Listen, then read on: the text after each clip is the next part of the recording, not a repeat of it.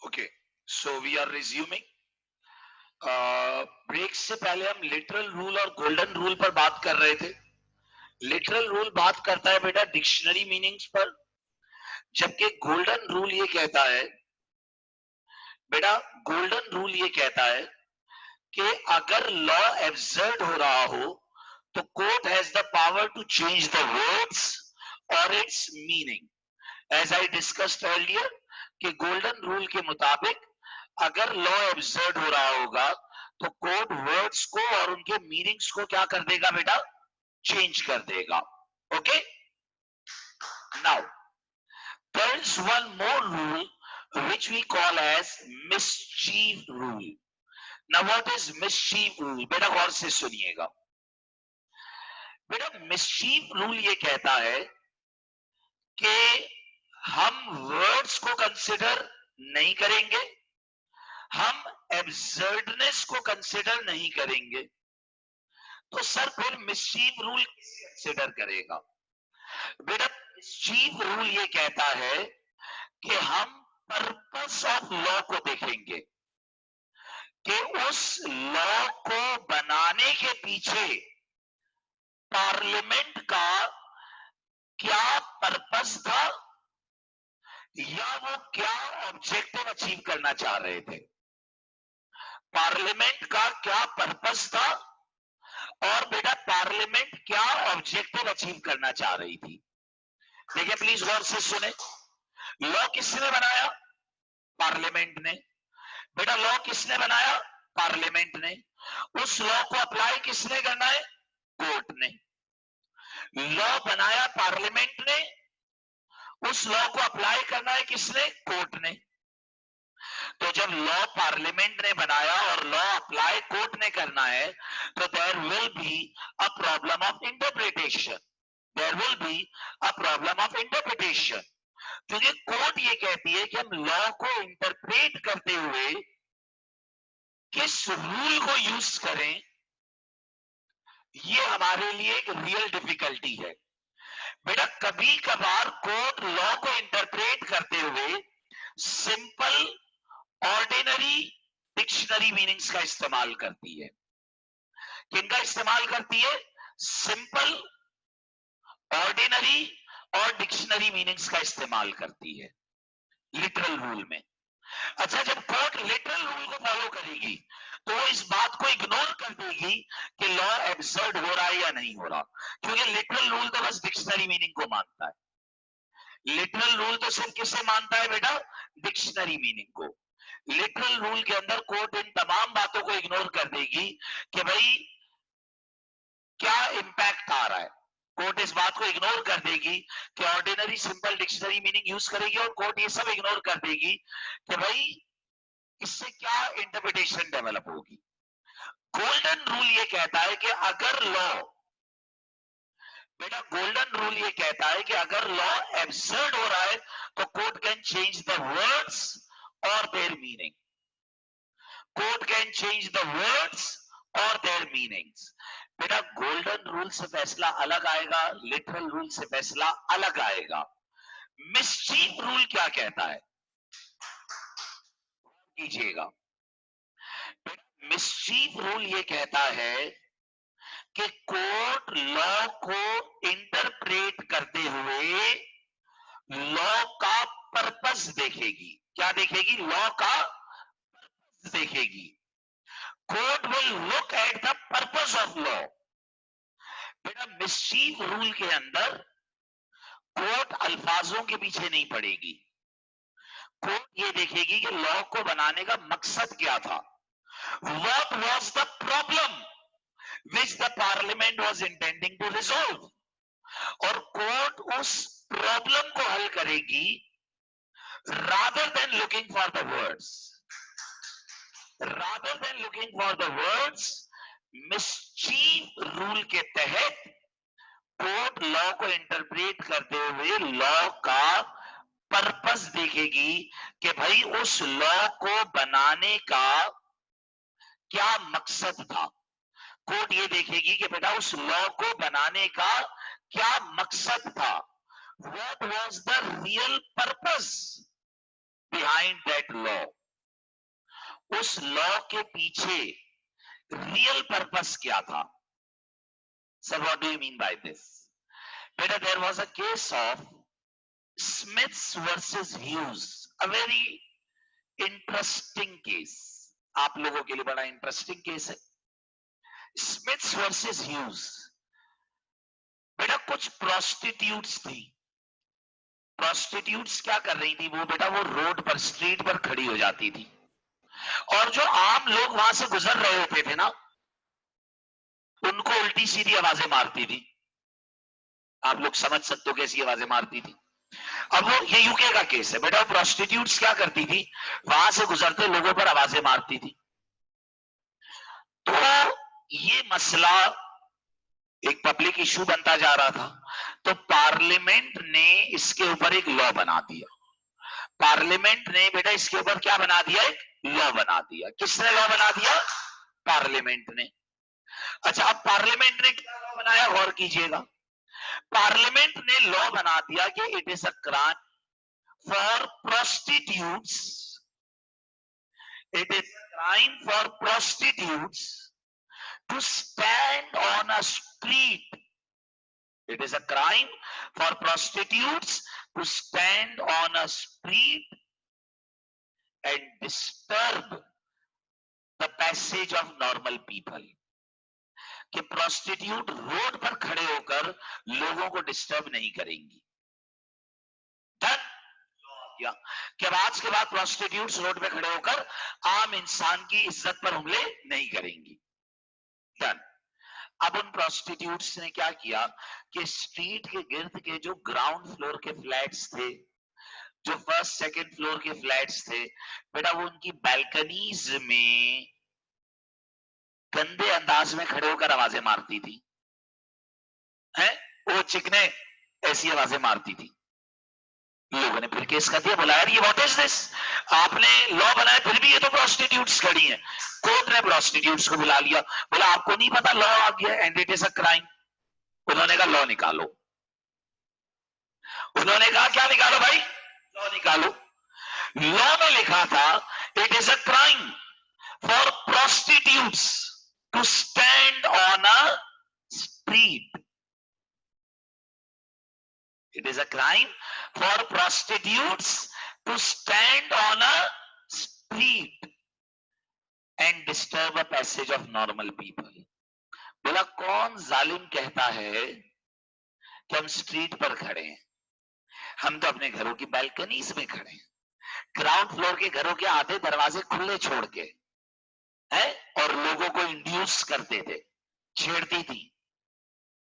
मामला कोर्ट आ गया। Let's apply literal rule, let's apply literal rule. Ground floor के घर में खड़े रहना या घर की बालकनी में खड़े रहना is no way a street, ये स्ट्रीट तो नहीं है। गोल्डन रूल, बेटा हम अपने घर की बालकनी में खड़े, इसमें एब्सर्डनेस क्या है? The court applied mischief rule, and mischief rule says that court will look at the purpose of law। बेटा इस लॉ का पर्पस स्ट्रीट या बालकनी ये नहीं था। इस लॉ का पर्पस ये था कि कोई भी प्रोस्टिट्यूट रोड पर खड़े होकर एक आम इंसान के पैसेज को डिस्टर्ब ना करे, एक आम इंसान के पैसेज को डिस्टर्ब ना करे। ये लॉ का पर्पस था। Don't look at the words, look at the purpose of law। Law का पर्पस क्या था? तो बेटा लॉ का पर्पस ये था कि कोई भी प्रोस्टिट्यूट आम इंसान को तंग ना करे। नहीं समझ आई बात? लिटरल रूल कहता है ordinary, simple and dictionary meaning. Golden rule कहता है कि अगर लॉ एब्सर्ड हो गया तो court has the power to change words और देयर मीनिंग। मिसचीफ रूल क्या कहता है कि court will look at the purpose, court will look at the purpose of law. Purpose of law क्या था बेटा? पर्पस ऑफ लॉ ये था कि आम इंसान का पैसेज, उसका गुजरना मुश्किल ना हो जाए। Court will look at the purpose of law. Purpose of law ये है कि आम इंसान का गुजरना मुश्किल ना हो जाए। सो बेटा, if we follow literal rule, we follow ordinary, simple and dictionary meaning. If we follow golden rule, we look at absurdness. If we follow chief rule, we look at the purpose of law. बेटा देखिए, एक बात को समझें कि court कब कौन सा रूल लगाएगी। बेटा एक बात को समझें कि कोर्ट कब कौन सा रूल लगाएगी, this will have an impact on the decision. जब कोर्ट रूल चेंज करेगी तो याद रखिएगा फैसला भी बदल जाएगा। लिटरल रूल के तहत फैसले अलग आएंगे, गोल्डन रूल के तहत फैसले अलग आएंगे, मिसचीफ रूल जो पर्पस ऑफ लॉ की बात करता है उसके तहत फैसले अलग आएंगे, और कॉन्टेक्सचुअल रूल ये कहता है कि कोर्ट लॉ को इंटरप्रेट करते हुए केस के कॉन्टेक्स्ट को देखेगी। कोर्ट लॉ को इंटरप्रेट करते हुए किसे देखेगी बेटा? केस के कॉन्टेक्स्ट को देखेगी। What do you mean by context of the case? What do you mean by context of the case? बेटा कोर्ट ये देखेगी कि वो केस किन हालात में हुआ है। बेटा बात को समझिएगा, मैंने अगले को मारा क्योंकि वो मुझे प्रोवोक कर रहा था। मैंने अगले को मारा क्योंकि वो मुझे क्या कर रहा था? प्रोवोक कर रहा था। तो क्या ये मारना जायज है या नहीं है? बेटा now we have to look at the context of the case कि उसने कितना प्रोवोक करा और मैंने उसे कितना मारा। यूके में एक बार केस हुआ, एक बंदा था वो अपनी बीवी को मुसलसल ताने देता रहता था कि यू आर यूजलेस, तुमसे शादी करके मैंने गलती कर ली, I have wasted my life. ऐसे ताने वो मुसलसल मारता रहता था। किसे? अपनी बीवी को। जब बीवी बेचारी उसकी बड़ी खिदमतें करती थी लेकिन फिर भी वो ये ताने मारता था। एक दिन बीवी ने उसके लिए बड़ा अच्छा खाना बनाया, उसको खाना लेकर गई तो शौहर ने उसे बहुत डांटा, बोला ये कोई खाना है, ये है वो, और उसको बड़ा प्रोवोक किया कि तुम ऐसी हो ऐसी हो। उसने उठा के फ्राई पैन शौहर के सर पे दे दिया, जो बर्तन था उस सर पे मार दिया। शौहर ने केस कर दिया अटेम्प्ट टू मर्डर का कि बीवी ने मुझे मर्डर करने की कोशिश करी है। The case came to court, case आ गया कोर्ट में। Contextual rule. Look at the context of the case. Look at the context of the case. क्या ये आपके अटेम्प्ट टू मर्डर है? यस सर, उसने उसको मारने की कोशिश करी। No, look at the context of the case. बेटा वो उसे प्रोवोक भी तो कर रहा है। मैं इसकी मिसाल ऐसे दूं कि एक बंदा है छोटे कद का है, बोलो छोटू छोटू छोटू छोटू ओए छोटू, एक दिन दिमाग घुमा, पत्थर उठा के मार दिया उसने। तो हमने कहा देखिए सर इसने हमें मारा। तो कोर्ट ने कहा तुम उसको क्यों छेड़ रहे थे, तुम उसे प्रोवोक क्यों कर रहे थे? Context of the case. Sometimes while interpreting the law, sometimes while interpreting the law, court looks at dictionary meanings. Sometimes court changes the words because the law gets absurd. Because the law gets absurd. Sometimes court goes for purpose of the law, and sometimes court looks at the context of the case. But these are the different rules which court of law uses while interpreting the law. These are the different rules which court uses while interpreting the law. बेटा हर बार अलग अलग फैसला आएगा, पहले ये याद रखना। और कब कौन सा रूल लगाना है ये कोर्ट की मर्जी है। स्टैट्यूटरी इंटरप्रिटेशन, बेटा लॉ किसने बनाया? पार्लियामेंट ने। बेटा लॉ किसने बनाया? पार्लियामेंट ने। ये लॉ अप्लाई किसने करना है? कोर्ट ने। लॉ बनाया है पार्लियामेंट ने, अप्लाई करना है कोर्ट ने। तो जब कोर्ट लॉ को इंटरप्रेट करती है, जब कोर्ट लॉ को इंटरप्रेट करती है, तो कोर्ट लिटरल रूल फॉलो करती है, the dictionary meanings. Sometimes court changes the words and their meanings due to absurdness. Sometimes court looks at the purpose of law, and sometimes the court looks at the context of the case. These all rules, these all rules will give different interpretations. These all rules will give different interpretations when court uses them. बेटा ये चारों rules हैं जिनका court इस्तेमाल करती है when court has to interpret the law. बेटा when court has to interpret the law, बेटा जब कोर्ट को लॉ इंटरप्रेट करना होता है तो कोर्ट इन रूल्स को यूज करती है while interpreting. Court uses literal rule, court uses dictionary rule, court uses literal rule, court uses golden rule to avoid absurdness, court looks at the purpose of law, and sometimes court looks at the context of the case. Sir कब कौन सा rule follow करना है? बेटा याद रखिएगा, it is on discretion of the जज। ये जज की मर्जी है, ये जज की मर्जी है कि उसे कब कौन सा रूल फॉलो करना है। It is the choice of a जज कि वो डिसाइड करता है कि मैं कब कौन सा रूल फॉलो करूंगा। बेटा इन रूल्स के अलावा कोर्ट के पास कुछ असम्पशंस है जिनका वो इस्तेमाल करती है। बेटा कोर्ट के पास कुछ असम्पशंस हैं जिनका वो इस्तेमाल करती है। बेटा उन असम्पशंस को हम कहते हैं प्रीजम्पशंस। कोर्ट के पास क्या है बेटा? कुछ असम्पशंस हैं जिनका वो इस्तेमाल करती है व्हाइल इंटरप्रेटिंग द लॉ, जिन्हें हम क्या कहते हैं? प्रीजम्पशंस। ये भी कोर्ट को लॉ इंटरप्रेट करने में हेल्प करती है। व्हाई? बेटा कोर्ट इन प्रीजम्पशंस को इस्तेमाल करके लॉ इंटरप्रेट करेगा।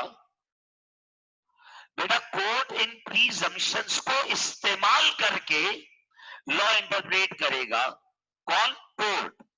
बेटा कोर्ट इन प्रीजम्पशंस को इस्तेमाल करके लॉ इंटरप्रेट करेगा अगर अगर अगर अगर कोर्ट को ऐसा लगता है, बेटा गौर से सुनिएगा, कोर्ट इन प्रीजम्पशंस को इस्तेमाल करके लॉ को इंटरप्रेट करेगा अगर कोर्ट को ऐसा लगता है कि इस मसले पर लॉ साइलेंट है। मैं फिर रिपीट कर रहा हूं बेटा, अगर किसी भी मसले पर लॉ साइलेंट होगा तो कोर्ट लॉ को इंटरप्रेट करते हुए प्रीजम्पशंस का इस्तेमाल करेगा। मैं फिर रिपीट कर रहा हूं, कोर्ट लॉ को इंटरप्रेट करते हुए प्रीजम्पशंस का इस्तेमाल करेगा अगर किसी मसले पर लॉ क्या होगा? साइलेंट होगा। Again again, presumptions are the assumptions of court which help in interpretation of law, which help in interpretation of law when parliament is silent on an issue. Law के किसी मसले पर अगर पार्लियामेंट का law silent हो तो court इन assumptions का इस्तेमाल करता है। कोर्ट इन assumptions का इस्तेमाल करता है। Presumptions are not used. If presumptions are not used, then court will get stuck. Stuck का माने फंस जाएगी court. Then court will get stuck when parliamentary law is silent. Repeat. हम क्या पढ़ रहे हैं? Statutory interpretation. लॉ बनाया किसने? पार्लियामेंट ने। अप्लाई किसने करना है? कोर्ट ने। जब कोर्ट इस लॉ को अप्लाई करती है तो उसे इंटरप्रिटेशन का मसला आता है। जब कोर्ट इस लॉ को अप्लाई करती है तो कोर्ट को इंटरप्रिटेशन का मसला आता है। अब इंटरप्रिटेशन में कोर्ट कभी लिटरल रूल का इस्तेमाल करती है, कभी गोल्डन रूल का, कभी मिसशीफ रूल का, कभी कॉन्टेक्चुअल रूल का। इनके अलावा कोर्ट कुछ अजम्पशंस का इस्तेमाल करती है। इनके अलावा कोर्ट कुछ अजम्पशंस का इस्तेमाल करती है। अजम्पशंस कब इस्तेमाल होती हैं बेटा? जब किसी मसले पर पार्लियामेंट का लॉ साइलेंट होता है। जब किसी मसले पर पार्लियामेंट का लॉ साइलेंट होता है तो कोर्ट उधर लॉ इंटरप्रेट करने के लिए अपनी अजम्पशंस यूज करती है। जैसे कोर्ट की अजम्पशन है कि law do not applies on domestic matters. बेटा घरेलू मामला पर लॉ अप्लाई नहीं होता, ये कोर्ट की अजम्पशन है। कोर्ट ये अजम्पशन इस्तेमाल करती है हर उस जगह जहां लॉ में ये ना लिखा हो कि ये लॉ घरेलू मामलात पर लगेगा। बेटा ये कोर्ट की अजम्पशन है कि लॉ घरेलू मामलात पर, हस्बैंड ने वाइफ से वादा किया, माँ बाप ने बच्चों से वादा किया, ये कोर्ट की अजम्पशन है कि लॉ घरेलू मामलात पर अप्लाई नहीं होगा। बेटा कोर्ट ये अजम्पशन यूज करेगा, कोर्ट ये अजम्पशन यूज करेगा हर उस जगह जहां लॉ साइलेंट होगा। यानी अगर एक लॉ लिखा हुआ है तो उसमें अजम्पशन ये कि लॉ घरेलू मामलात पर नहीं लगेगा, लेकिन अगर उस लॉ में लिखा हुआ है कि ये लॉ घरेलू मामलात पर भी लगेगा, then that will be an exception.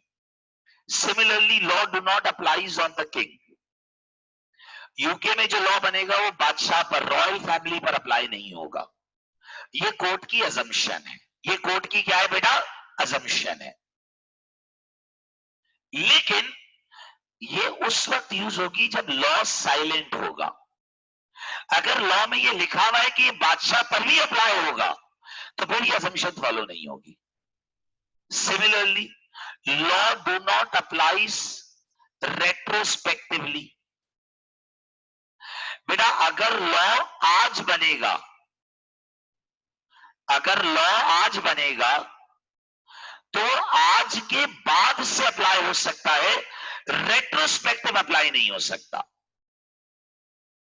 अगर लॉ आज बनेगा तो आज के बाद अप्लाई हो सकता है, रेट्रोस्पेक्टिव जाकर, बैक डेट में जाकर अप्लाई नहीं हो सकता।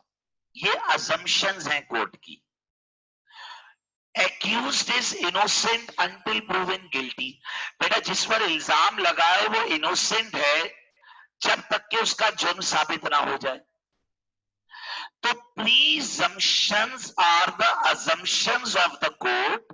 गौर कीजिएगा, presumptions are the assumptions of the court which are used when law is silent. बेटा अगर presumptions ना होती, गौर कीजिएगा प्लीज, अगर क्या ना होती बेटा? presumptions ना होती। अगर क्या ना होती बेटा? presumptions ना होती तो प्रॉब्लम क्या आता? सोचो, अगर प्रीजम्पशंस ना होती तो सबसे बड़ा प्रॉब्लम ये होता कि जहां लॉ साइलेंट होता वहां कोर्ट फंस जाती। तो ये एक लिस्ट ऑफ अजम्पशंस है कोर्ट के पास। बेटा सिर्फ ये 4-5 नहीं, ऐसी बहुत सारी अजम्पशंस हैं। ये तो मैंने मिसाल के तौर पर 4-5 बताई है। अजम्पशंस की कोर्ट के पास एक लिस्ट है जिन्हें कोर्ट यूज करता है लॉ को इंटरप्रेट करते हुए, जिन्हें कोर्ट यूज करता है लॉ को इंटरप्रेट करते हुए। लॉ किसने बनाया? लॉ किसने बनाया? पार्लियामेंट ने। अप्लाई किसने करना है? कोर्ट ने। दो अलग पार्टीज आ गई। बनाया पार्लियामेंट ने, अप्लाई किसने करना है? कोर्ट ने। लॉ बनाया किसने? बोले भाई प्लीज। लॉ बनाया किसने? पार्लियामेंट ने। अप्लाई किसने करना है? कोर्ट ने। दो अलग पार्टीज हो गई, दो अलग पार्टीज हो गई।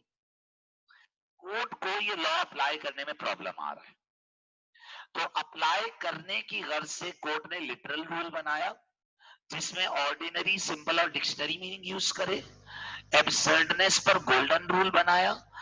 पर्पस ऑफ लॉ देखा, कॉन्टेक्स्ट ऑफ द केस देखा। फिर assumptions का इस्तेमाल किया। किनका इस्तेमाल किया? assumptions का इस्तेमाल किया। These all things will help, कोश में, these all things will help the court, will help the court in interpreting the law which is made by the parliament। इसके अलावा इंटरप्रिटेशन में हेल्प कर लेने के लिए कोर्ट कुछ एड का इस्तेमाल करती है। बेटा एड का लफ्जी मतलब होता है हेल्प लेना। एड का लफ्जी मतलब होता है क्या लेना बेटा? हेल्प लेना। Court literal rule, golden rule, contextual rule, mischief rule ये तो इस्तेमाल कर रही है, असम्पशंस भी इस्तेमाल कर रही है।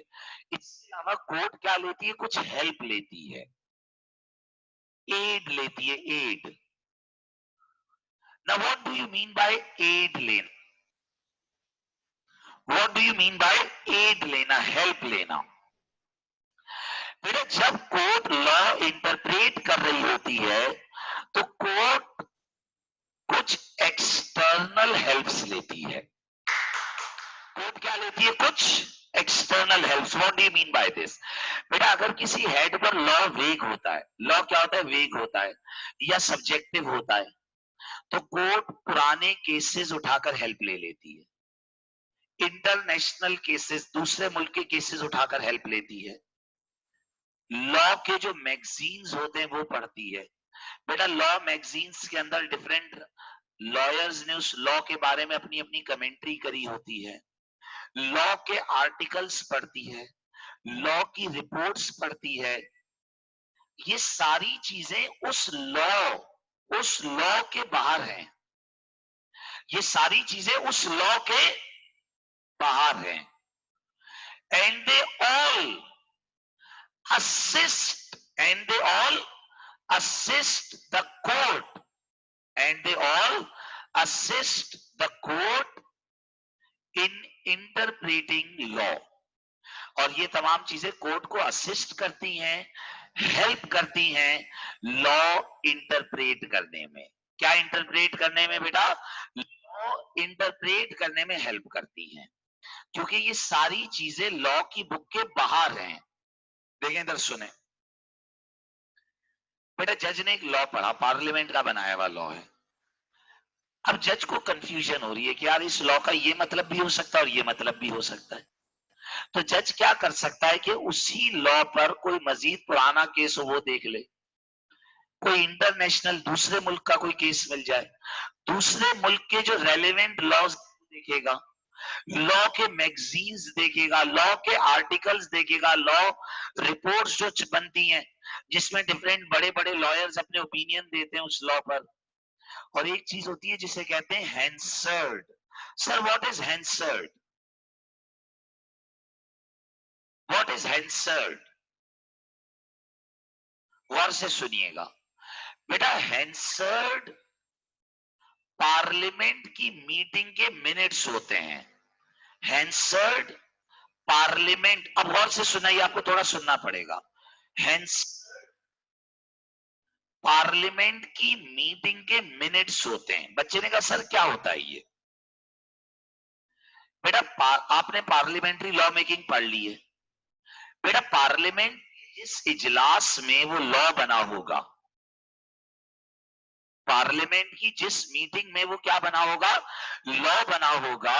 यकीनी तौर पर उस मीटिंग में उस लॉ के ऊपर डिबेट हुई होगी। उस लॉ के ऊपर, बोलो मेरे साथ बोलो बेटा, पार्लियामेंट की जिस मीटिंग में लॉ बना होगा, यकीनी तौर पर पार्लियामेंट की मीटिंग में उस लॉ के ऊपर क्या हुई होगी बेटा? डिबेट हुई होगी। क्या हुई होगी बेटा? डिबेट हुई होगी, आर्ग्यूमेंट हुआ होगा, बहस हुई होगी। तो कोर्ट ये करती है, सुनना। अच्छा बेटा, पार्लियामेंट में जो भी डिबेट होती है ना वो लिखी जाती है। यानी पार्लियामेंट में बैठे हुए कुछ लोगों का काम होता है कि पूरी टाइप कर लेते हैं, लिख लेते हैं कि किसने क्या बोला, किसने क्या बोला। ऑडियो रिकॉर्ड भी होती है और फिर लिखी भी होती है।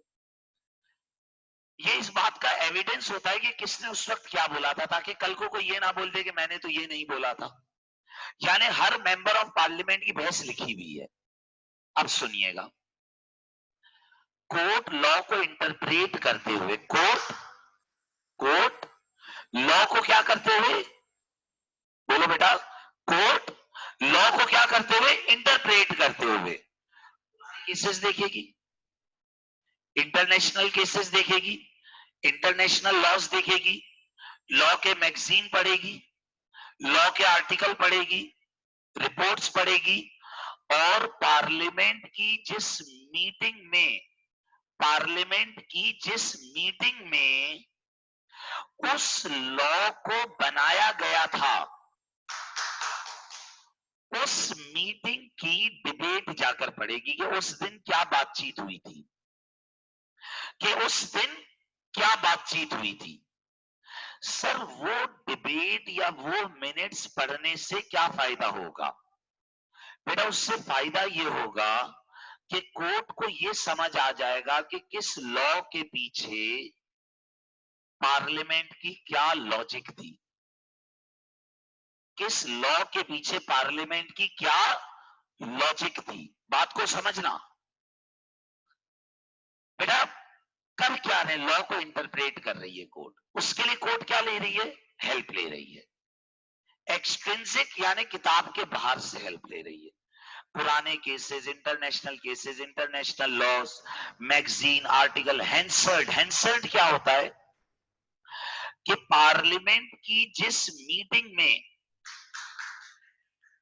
पार्लियामेंट की जिस मीटिंग में ये लॉ बना था, गौर कीजिएगा, पार्लियामेंट की जिस मीटिंग में ये लॉ बना था, उस मीटिंग के मिनट्स को जाकर पढ़ेगी तो कोर्ट को ये पता चलेगा कि उस लॉ को बनाने के पीछे क्या डिबेट या क्या आर्ग्यूमेंट हुआ था।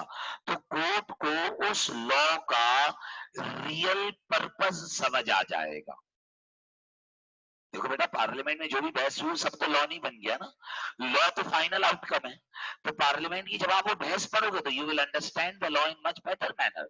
सो these are the extrinsic aid which help the court in interpreting the law, but they are not part of book of law. And then there is intrinsic add.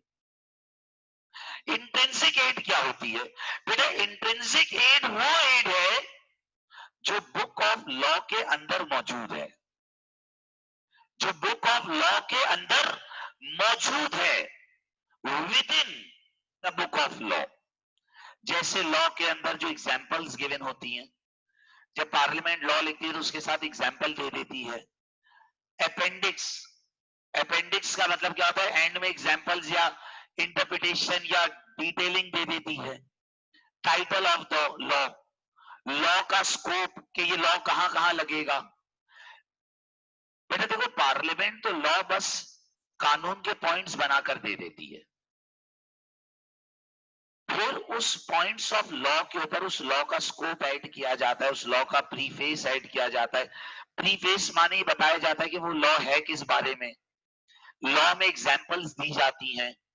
इन चीजों को बोला जाता है इंट्रिंसिक एड, क्योंकि ये वो चीजें हैं जो लॉ की किताब के अंदर मौजूद हैं, जो लॉ की किताब के अंदर मौजूद हैं, लेकिन ये लॉ का हिस्सा नहीं है। बेटा ये लॉ की किताब के अंदर मौजूद हैं, लेकिन ये लॉ का पार्ट नहीं है। एग्जाम्पल्स या अपेंडिक्स वगैरह जो लगाए गए ये लॉ का पार्ट नहीं है। ये इसलिए लगाए जाते हैं कि जब कोर्ट उस लॉ को इंटरप्रेट करे तो कोर्ट को हेल्प हो जाए। जब कोर्ट उस लॉ को इंटरप्रेट करे तो बेटा कोर्ट को क्या मिल जाए? हेल्प मिल जाए। Let's repeat it again. Statutory interpretation, law किसने बनाया? पार्लियामेंट ने। बेटा वो लॉ अप्लाई किसने करना है? कोर्ट में। तो अब मसला आ गया कोर्ट के लिए कि how to interpret that law. Court के लिए मसला आ गया कि how to interpret that law. तो कोर्ट ने इंटरप्रिटेशन के rule, dictionary meaning, absurdness, purpose of law, context of the case, ये फॉलो कर लिया। फिर कोर्ट ने कुछ अजम्पशंस का इस्तेमाल कर लिया जो कोर्ट को इंटरप्रिटेशन में हेल्प करेंगी, और फिर कोर्ट ने कुछ एड्स यानी हेल्प का इस्तेमाल, कुछ एड्स यानी हेल्प का इस्तेमाल करने का मतलब क्या है, कुछ एड ऐसी हैं जो बुक के बाहर हैं और कोर्ट को हेल्प करेंगी, कुछ एड ऐसी हैं जो बुक के बाहर हैं और कोर्ट को हेल्प करेंगी, जैसे पुराने केसेस, इंटरनेशनल केस, पुराने लॉस, ये वो चीजें जो बुक के, बोलो मेरे साथ बेटा, जो बुक के बाहर, जो बुक के बाहर हैं, they are not the part of book of law, ये बुक ऑफ लॉ का पार्ट नहीं है, ये बुक ऑफ लॉ के बाहर हैं और ये कोर्ट को इंटरप्रिटेशन करने में हेल्प करती है। और इंट्रिंसिक एड्स कौन सी हैं, जो बुक ऑफ लॉ के अंदर मौजूद हैं, जो बुक ऑफ लॉ के अंदर मौजूद हैं और वो कोर्ट को हेल्प कर रही हैं। कुछ वो हैं जो बुक ऑफ लॉ के अंदर हैं और कुछ वो हैं जो बुक ऑफ लॉ के बाहर हैं। पुराने केसेस, ये सब बुक ऑफ लॉ, उस लॉ की किताब के बाहर है। जैसे थेफ्ट एक्ट है तो थेफ्ट एक्ट के बाहर पड़ी हैं ये चीजें, और इंट्रिंसिक जो थेफ्ट एक्ट के अंदर है, थेफ्ट एक्ट पढ़ के पता चल रहा है ये चोरी का कानून होगा, तो title of the law also helps in interpretation. फिर थेफ्ट एक्ट आप खोलोगे तो उससे पहले उसका प्रीफेस लिखा होगा, प्रीफेस माने कि ये लॉ कहां कहां यूज होगा। बेटा बचपन में नॉवेल लेने जाते थे तो उसके पीछे उसका प्रीफेस लिखा होता था, उससे पता चलता था कि what the novel is about. तो ऐसी लॉ का भी प्रीफेस ये बताता है कि what the law is about. Examples, appendix, these all are within the book of law and they help in interpretation. Okay, कोई क्वेरीज है तो बेटा प्लीज चैट बॉक्स पर पूछिए, अगर कोई क्वेरी है तो प्लीज पूछिए बेटा। ओके भाई, हंजला ने क्वेश्चन किया, sir how can the court get stuck when they have or they can use case law when parliament has no law or silent we can। अच्छा बेटा, हंजला ने सवाल किया कि सर अगर पार्लियामेंट का लॉ किसी मसले पर साइलेंट हो तो कोर्ट पुराने केसेस को भी तो इस्तेमाल कर सकता है। बिल्कुल कर सकता है, बिल्कुल कर सकता है, लेकिन अगर उस मसले पर कोई पुराना केस मौजूद ना हो तो फिर कोर्ट को पार्लियामेंट का ही लॉ इस्तेमाल करना है। अच्छा एक चीज और समझे बेटा, ऐसा नहीं है कि उस मसले पर पार्लियामेंट का लॉ नहीं है, पार्लियामेंट का लॉ है लेकिन वो किसी एक हेड पर खामोश है, तो फिर कोर्ट ने कुछ अजम्पशंस डेवलप करी है। अच्छा ये अजम्पशंस भी हंसला बेटा पुराने केसेस के जरिए डेवलप हुई हैं कि हम यहां पर ये अजम्पशन यूज करेंगे, ये अजम्पशंस भी पुराने केसेस के ही जरिए डेवलप हुई हैं जिनके जरिए कोर्ट फिर लॉ को इंटरप्रेट करेगी। ओके बेटा। अच्छा sir, what is the difference between presumption and assumption? अच्छा जनरल वर्ड्स में दोनों एक ही होते हैं, लेकिन प्रीजम्पशन कानून में इसलिए वर्ड यूज हुआ क्योंकि प्री का माने पहले से एक अजम्पशन ले लेना, अजम्पशन का उस वक्त अज्यूम करना, मैंने तुम्हें देखकर अजम्पशन ली, और प्रीजम्पशन क्या है, प्री प्री माने पहले से, कि मैं घर से सोच कर आया था कि मेमन तो कंजूस होता है, ये मेरी प्रीजम्पशन है। और अजम्पशन ये कि मैंने तुम्हारी कंजूसी देखी और फिर अजम्पशन ली। तो अजम्पशन उस वक्त बनती है जबकि प्रीजम्पशन पहले से होती है, लेकिन स्टिल जनरल वर्ड्स में हम इनको कॉमनली मर्ज करके यूज करते हैं। ओके बेटा, एनी मोर क्वेश्चन बेटा? अच्छा भाई, कोई सवाल नहीं माशाल्लाह से।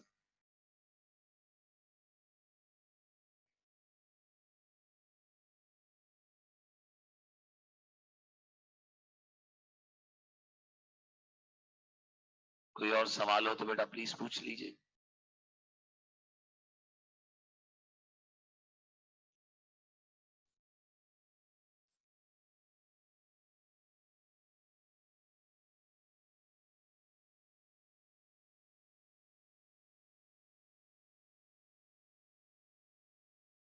मिस्टर याया की ड्रामेबाजी शुरू हो गई। अच्छा फहाद कह रहे हैं सर प्रीजम्पशन एक और दफा एक्सप्लेन कर दे। बेटा बहुत सिंपल है, देखें बेटा देखिए, पार्लियामेंट ने एक लॉ बना दिया, लेकिन पार्लियामेंट का लॉ किसी मसले पर साइलेंट है। बात को समझो, पार्लियामेंट ने क्या बना दिया, लॉ बना दिया, लेकिन अगर पार्लियामेंट का लॉ किसी मसले पर साइलेंट है, खामोश है, तो कोर्ट के पास अब दो हल है। या तो एक है कि बैठ जाए हाथ बांध के, ऐसे बैठी रहे, क्या हम क्या करें, लॉ तो। दूसरा हल ये है कि कोर्ट के पास एक लिस्ट ऑफ अजम्पशंस है जिन्हें कोर्ट यूज करती है। एक लिस्ट ऑफ अजम्पशंस है कि भाई जब भी पार्लियामेंट का लॉ साइलेंट होता है तो कोर्ट वो अजम्पशन इस्तेमाल कर लेती है। जैसे इसके अलावा, जैसे एक अजम्पशन है कि लॉ घरेलू मामला पर अप्लाई नहीं होगा। अब कोर्ट ये अजम्पशन लगा के आगे बढ़ जाती है, भाई अगर कोई घरेलू मैटर का केस आया तो कोर्ट ये देखती है कि क्या लॉ में ये लिखा है कि लॉ घरेलू मामला पर लगेगा। अगर नहीं लिखा हुआ लॉ में, तो कोर्ट बस ये अजम्पशन इस्तेमाल कर लेती है कि law do not applies on domestic matter, और कोर्ट आगे बढ़ जाती है। सिमिलरली एक लॉ इसमें ये नहीं लिखा हुआ कि लॉ बादशाह पर लगेगा या नहीं लगेगा, तो कोर्ट अजम्पशन लगा देती है कि लॉ बादशाह पर नहीं लगेगा। ऐसी ये इसके अलावा और भी अजम्पशंस हैं कि एक अजम्पशन है, in criminal cases mens rea must be proved. Latin word है mens rea. In criminal cases mens rea का मतलब होता है the intention to commit crime must be proved. ये कोर्ट की असम्पशन है कि कोई भी क्रिमिनल केस होगा तो आपको मेरी इंटेंशन प्रूव करना लाजिम है कि मैंने वो क्राइम क्यों किया है। अब ये कोर्ट की असम्पशन है, कोर्ट ये असम्पशन यूज करती है जब लॉ साइलेंट होता है। कोर्ट ये असम्पशन यूज करती है जब लॉ क्या होता है, साइलेंट होता है।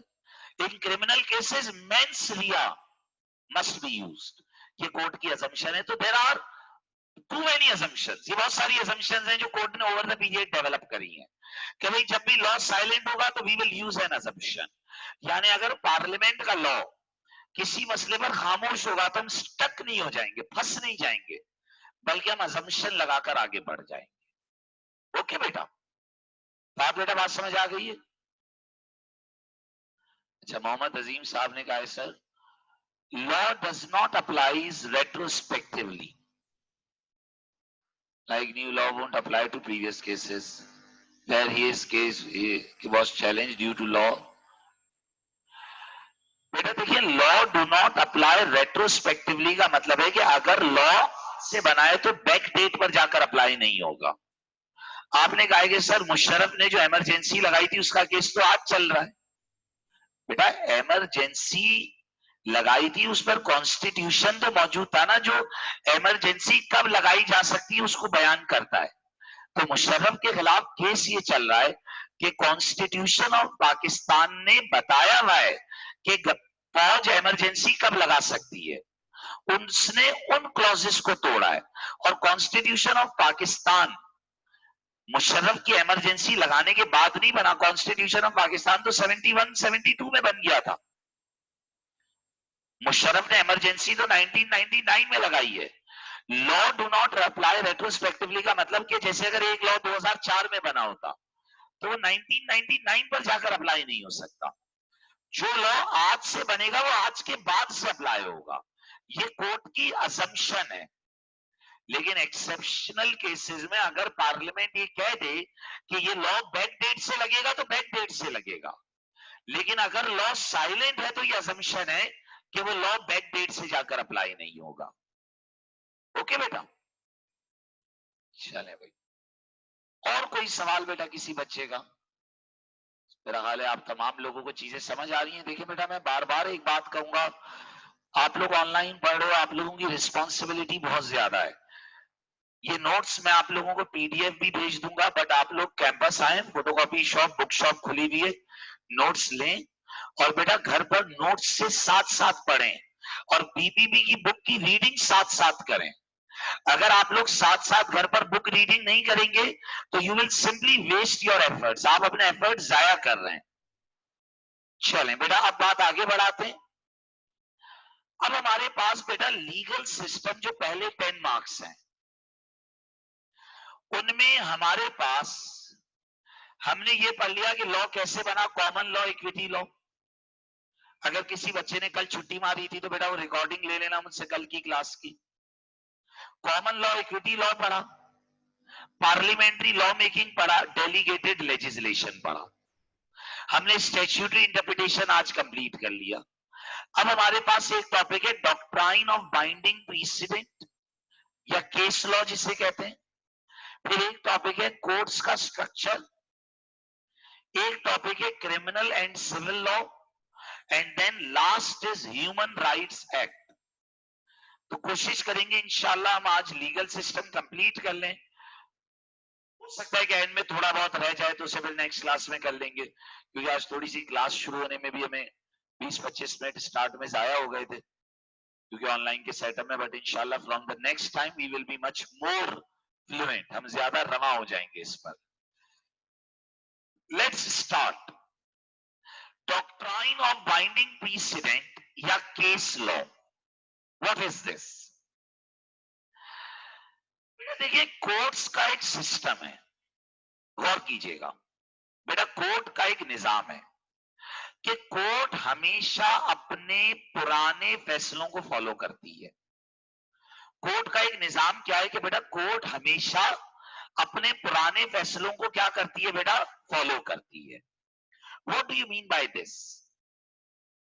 बेटा अगर कोर्ट ने आज किसी के मैटर में ए फैसला दिया है तो जब सिमिलर मैटर का दोबारा केस आएगा, गौर कीजिएगा बेटा, जब सिमिलर मैटर का दोबारा केस आएगा तो कोर्ट उस पर भी ए फैसला ही देगी। अगर कोर्ट ने किसी के फैसले पर आज ए फैसला दिया है तो कोर्ट फिर सिमिलर केस में ए फैसला ही देगी, आइंदा कभी बी या डी या ई या एफ फैसला नहीं देगी। What do you mean by this? बेटा आप सल्लल्लाहु अलैहि वसल्लम के दौर में जब एक बंदे ने चोरी करी थी तो आप सल्लल्लाहु अलैहि वसल्लम ने क्या कहा कि इसके हाथ काट दिए जाएं, बोला था। लेकिन साथ में एक जुमला और भी बोला था बेटा, साथ में एक जुमला और भी बोला था, इफ यू पीपल रिमेंबर। बेटा आप सल्लल्लाहु अलैहि वसल्लम ने क्या कहा था कि इसके हाथ काट दिए जाएं, और साथ में आप सल्लल्लाहु अलैहि वसल्लम ने यह कहा था कि अगर इसकी जगह मेरी बेटी फातिमा होती तो उसके भी हाथ काट दिए जाते। वाई? ऐसा क्यों कहा था बेटा आप सल्लल्लाहु अलैहि वसल्लम ने? क्योंकि ये इंप्रेशन दे देना था दुनिया को कि इसके हाथ कट रहे हैं तो अब सबके हाथ कटेंगे। तभी क्या बोला कि अगर इसकी जगह मेरी बेटी फातिमा होती तो उसके भी हाथ काट दिए जाते। This is concept of precedent, कि जो मामला एक के साथ होगा बेटा वो मामला सबके साथ होगा। Precedent, past decisions of the court, past decisions of the court, precedent. Court should follow its own past decisions as per doctrine of precedent. बेटा कोर्ट को चाहिए कि कोर्ट अपने पुराने फैसलों को फॉलो करे। बेटा कोर्ट को चाहिए कि कोर्ट अपने पुराने फैसलों को क्या करे बेटा, फॉलो करे। Court should follow its own past decisions. बेटा एक बात सोचो, अगर कोर्ट अपने पुराने फैसले फॉलो नहीं कर रही then it is unfair. It is unfair. Why is it unfair? फिर आप रोड पर जा रहे हो, आपने सीट बेल्ट नहीं बांधा हुआ था, आपका चालान हो जाए। आपका क्या हो जाए बेटा, चालान हो जाए। ओके, उसी वक्त दूसरा बंदा भी बिना सीट बेल्ट बांधे जा रहा हो, उसका चालान ना हो तो आपको कैसी आग लगती है? आप पुलिस वाले को क्या बोलोगे कि यार मेरा चालान कर दिया, उसका चालान क्यों नहीं कर रहे हैं? उसको क्यों नहीं पकड़ रहे, मुझे क्यों पकड़ा? नहीं समझ आई बात। बेटा क्लास में एक बच्चा मोबाइल चला रहा है, मैंने उसका मोबाइल तोड़ दिया, जमीन पे मार के तोड़ दिया। उसने कहा बिल्कुल सही किया सर, मेरा मोबाइल तोड़ दिया। लेकिन अब किसी और ने मोबाइल चलाया तो उसका भी मोबाइल तोड़ना, सिर्फ मेरा मोबाइल नहीं टूटेगा, अब सबका टूटेगा। अब सबके मोबाइल तोड़ें। प्रीसिडेंट, जो एक के साथ हो वो सबके साथ हो। This brings fairness, this brings consistency. Doctrine of precedent. The court should follow, the court should follow its own past decisions. Court के ऊपर लाजिम है, कोर्ट के ऊपर लाजिम है कि वो अपने पुराने फैसलों को फॉलो करे। कोर्ट के ऊपर लाजिम है कि कोर्ट अपने पुराने फैसलों को फॉलो करे। It is mandatory on the court कि court should follow its own past decisions. अब इसमें बेटा एक बाइंडिंग प्रीसिडेंट है, इसमें बेटा एक बाइंडिंग प्रीसिडेंट है और एक परसुएसिव प्रीसिडेंट है। थोड़ा सा बेटा गौर से सुनिएगा। डॉक्ट्राइन ऑफ प्रीसिडेंट क्या कहता है कि कोर्ट पर लाजिम है कि कोर्ट अपना पुराना फैसला फॉलो करे। ये कोर्ट पर लाजिम है, मैंडेटरी है। तो अब जब कोर्ट पर ये लाजिम है कि अपना पुराना फैसला फॉलो करे तो दो तरह के प्रीसिडेंट हैं। एक है बाइंडिंग प्रीसिडेंट्स, एक है बाइंडिंग प्रीसिडेंट्स। बेटा binding precedent means that court must लफ्ज को पकड़ना, the court must follow its past decision. Binding precedent एक ऐसा प्रीसिडेंट है जो कि कोर्ट पर फॉलो करना लाजिम है, मर्जी नहीं है। कोर्ट पर फॉलो करना लाजिम है, मर्जी नहीं है। The court must follow its past decision, जो कि फॉलो करना लाजिम है। बेटा ये उस वक्त होता है जब आपसे हिरार्की में बड़ी कोर्ट, जब आपसे हिरार्की माने दर्जाबंदी में बड़ी कोर्ट का अगर फैसला मौजूद है तो तमाम छोटी कोर्ट्स पर, भाई ना, अगर आपसे बड़ी कोर्ट का फैसला मौजूद है तो तमाम छोटी कोर्ट्स पर वो फैसला मानना लाजिम है। अगर सुप्रीम कोर्ट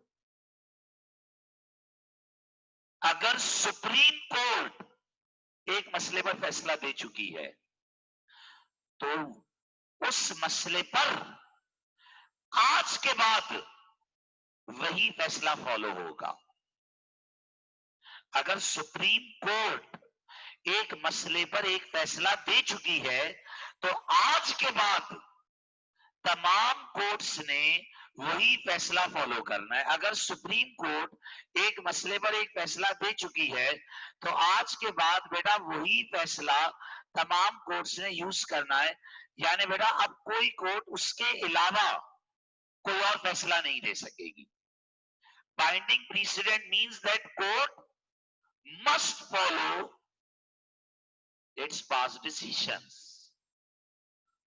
अच्छा बेटा आप सुनिएगा, सर फैसले से यहां मुराद क्या है? कोर्ट तो पार्लियामेंट का लॉ मानती है। What do you mean bye फैसला? बेटा आप एक बात सोचें, एक मसले पर पार्लियामेंट का लॉ मौजूद है, भाई प्लीज थोड़ा कंसंट्रेट करना है बेटा। एक मसले पर क्या मौजूद है? पार्लियामेंट का लॉ मौजूद है। उस पार्लियामेंट के लॉ पर लिटरल रूल भी लग सकता है, उस पर गोल्डन रूल भी लग सकता है, उस पर मिसचीफ रूल भी लग सकता है, उस पर कॉन्टेक्चुअल रूल भी लग सकता है, उस पर एड भी लग सकती है। बात सुना भाई? अब सुनना, अगर एक लॉ की एक इंटरप्रिटेशन सुप्रीम कोर्ट ने दे दी है, अगर एक लॉ की एक इंटरप्रिटेशन किसने दे दी है? सुप्रीम कोर्ट ने दे दी है, तो फिर वो इंटरप्रिटेशन बाकी तमाम कोर्ट्स के लिए मानना लाजिम है। नहीं समझ आई बात? बेटा अगर एक मसले पर सुप्रीम कोर्ट फैसला दे चुकी है तो जब सुप्रीम कोर्ट ने उस मसले पर अपना एक डिसीजन दिया है तो सुप्रीम कोर्ट के डिसीजन से हुआ क्या? गौर करना, सुप्रीम कोर्ट के डिसीजन से क्या हुआ? बेटा सुप्रीम कोर्ट के डिसीजन से मेरे भाई हुआ ये, सुप्रीम कोर्ट के डिसीजन से मेरे भाई ये हो गया कि अब उस लॉ की एक इंटरप्रिटेशन डिफाइन हो गई है। उस लॉ की अब क्या डिफाइन हो गई है बेटा? एक इंटरप्रिटेशन डिफाइन हो गई है फॉर एवर, हमेशा के लिए। अब उस लॉ की एक इंटरप्रिटेशन आ गई है और अब कोर्ट पर लाजिम है कि वो हमेशा के लिए उन्हीं इंटरप्रिटेशंस को इस्तेमाल करेगी और अब अपनी कोई नई इंटरप्रिटेशन नहीं लगा सकती। This is binding precedent. And what is persuasive precedent?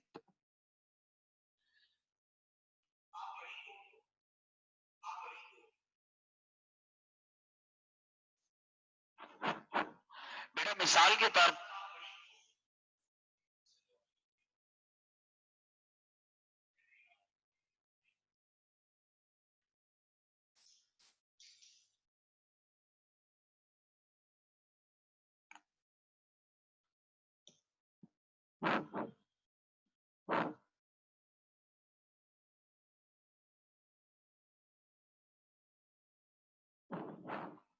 Sorry बेटा, मिसाल के तौर पर अगर आप बड़ी कोर्ट हो और एक मसले पर छोटी कोर्ट का फैसला मौजूद है।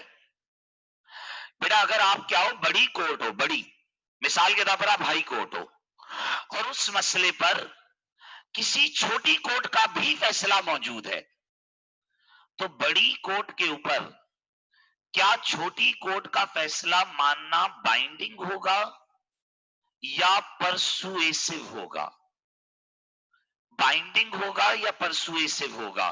तो जवाब मिला छोटी कोर्ट के ऊपर वो फैसला मानना परसुएसिव होगा। अच्छा बेटा देखो, ये मैंने हिरार्की लिखी हुई है। एक कोर्ट है मैजिस्ट्रेट कोर्ट, जो सबसे छोटी कोर्ट है यूके की। मैजिस्ट्रेट कोर्ट के बाद यूके में दो कोर्ट हैं, काउंटी कोर्ट और क्राउन कोर्ट। बेटा क्राउन कोर्ट डील करती है क्रिमिनल मैटर्स से और काउंटी कोर्ट डील करती है सिविल मैटर्स से।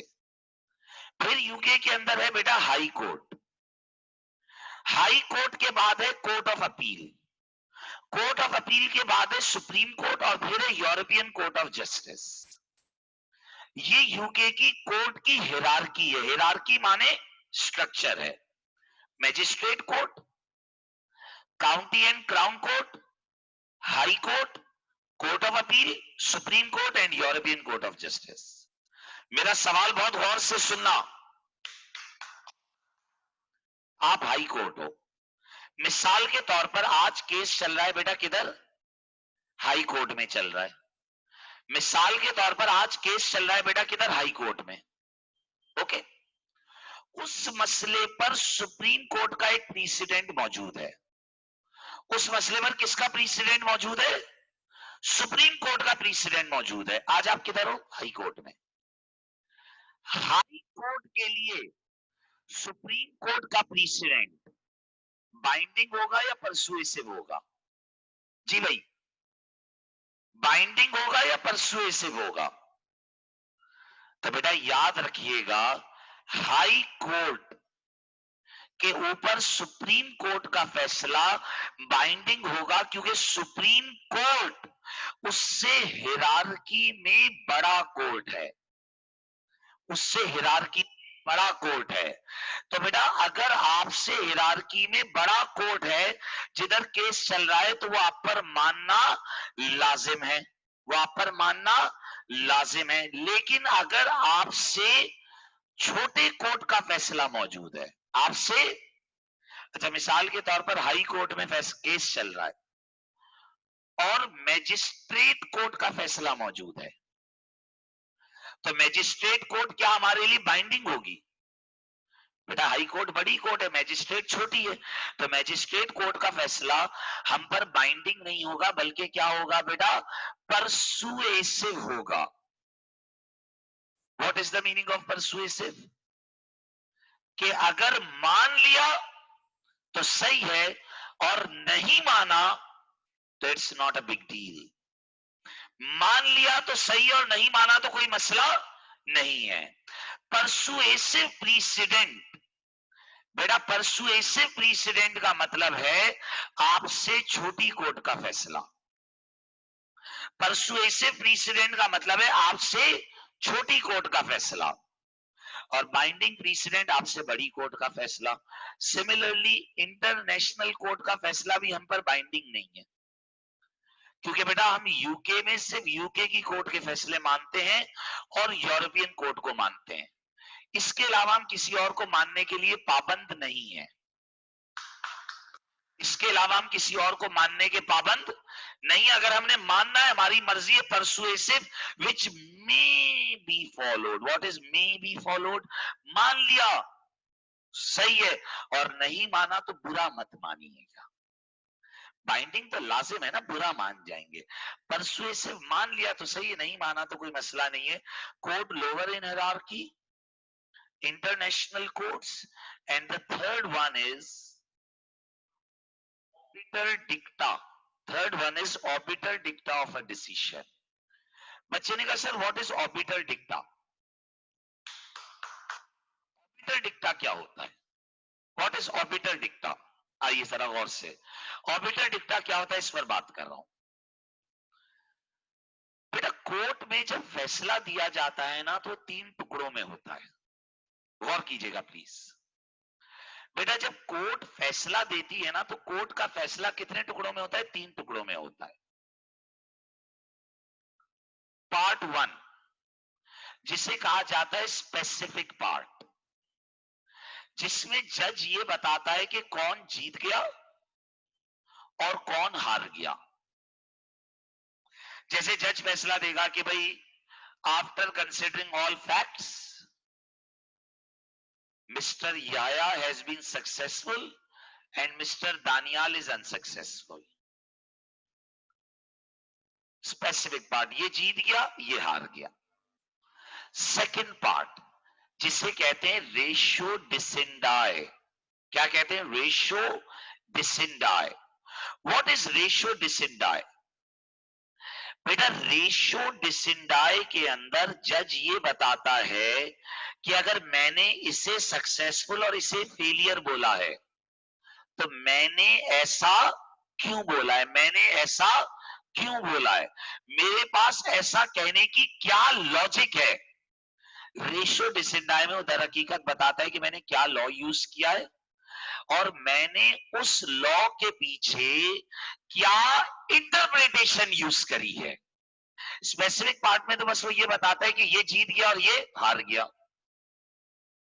रेशो डिसिंडाई में वो ये बताता है कि मैंने फैसले के पीछे क्या लॉ यूज किया है और उस लॉ की क्या इंटरप्रिटेशन एडॉप्ट करी है। क्या लॉ यूज किया है और बेटा उस लॉ की क्या इंटरप्रिटेशन एडॉप्ट है, इसे कहते हैं ratio decidendi. Court tells reasoning and interpretation of law used while giving the decision. This part is the most important part of the decision because it tells the logic of the decision. ये हमें बताता है बेटा, ये बताता है कि भाई उस फैसले के पीछे क्या लॉजिक है। इसमें कोर्ट ये बताता है कि बेटा उस फैसले के पीछे क्या लॉजिक है, उस फैसले के पीछे क्या इंटरप्रिटेशन है, क्या लॉ है। ये रेशो डिसिंडाई फ्यूचर के लिए प्रीसिडेंट बनता है। बेटा स्पेसिफिक पार्ट तो उस केस के लिए, याया और दानियाल तो इस केस में, अगले केस में आजम और अली होंगे, फिर उसके अगले केस में खुर्रम और साजिद होंगे, फिर उसके अगले केस में उवैस और यासिर होंगे, फिर उसके केस के अगले केस में अंसार और फैजान होगा। There will be many people.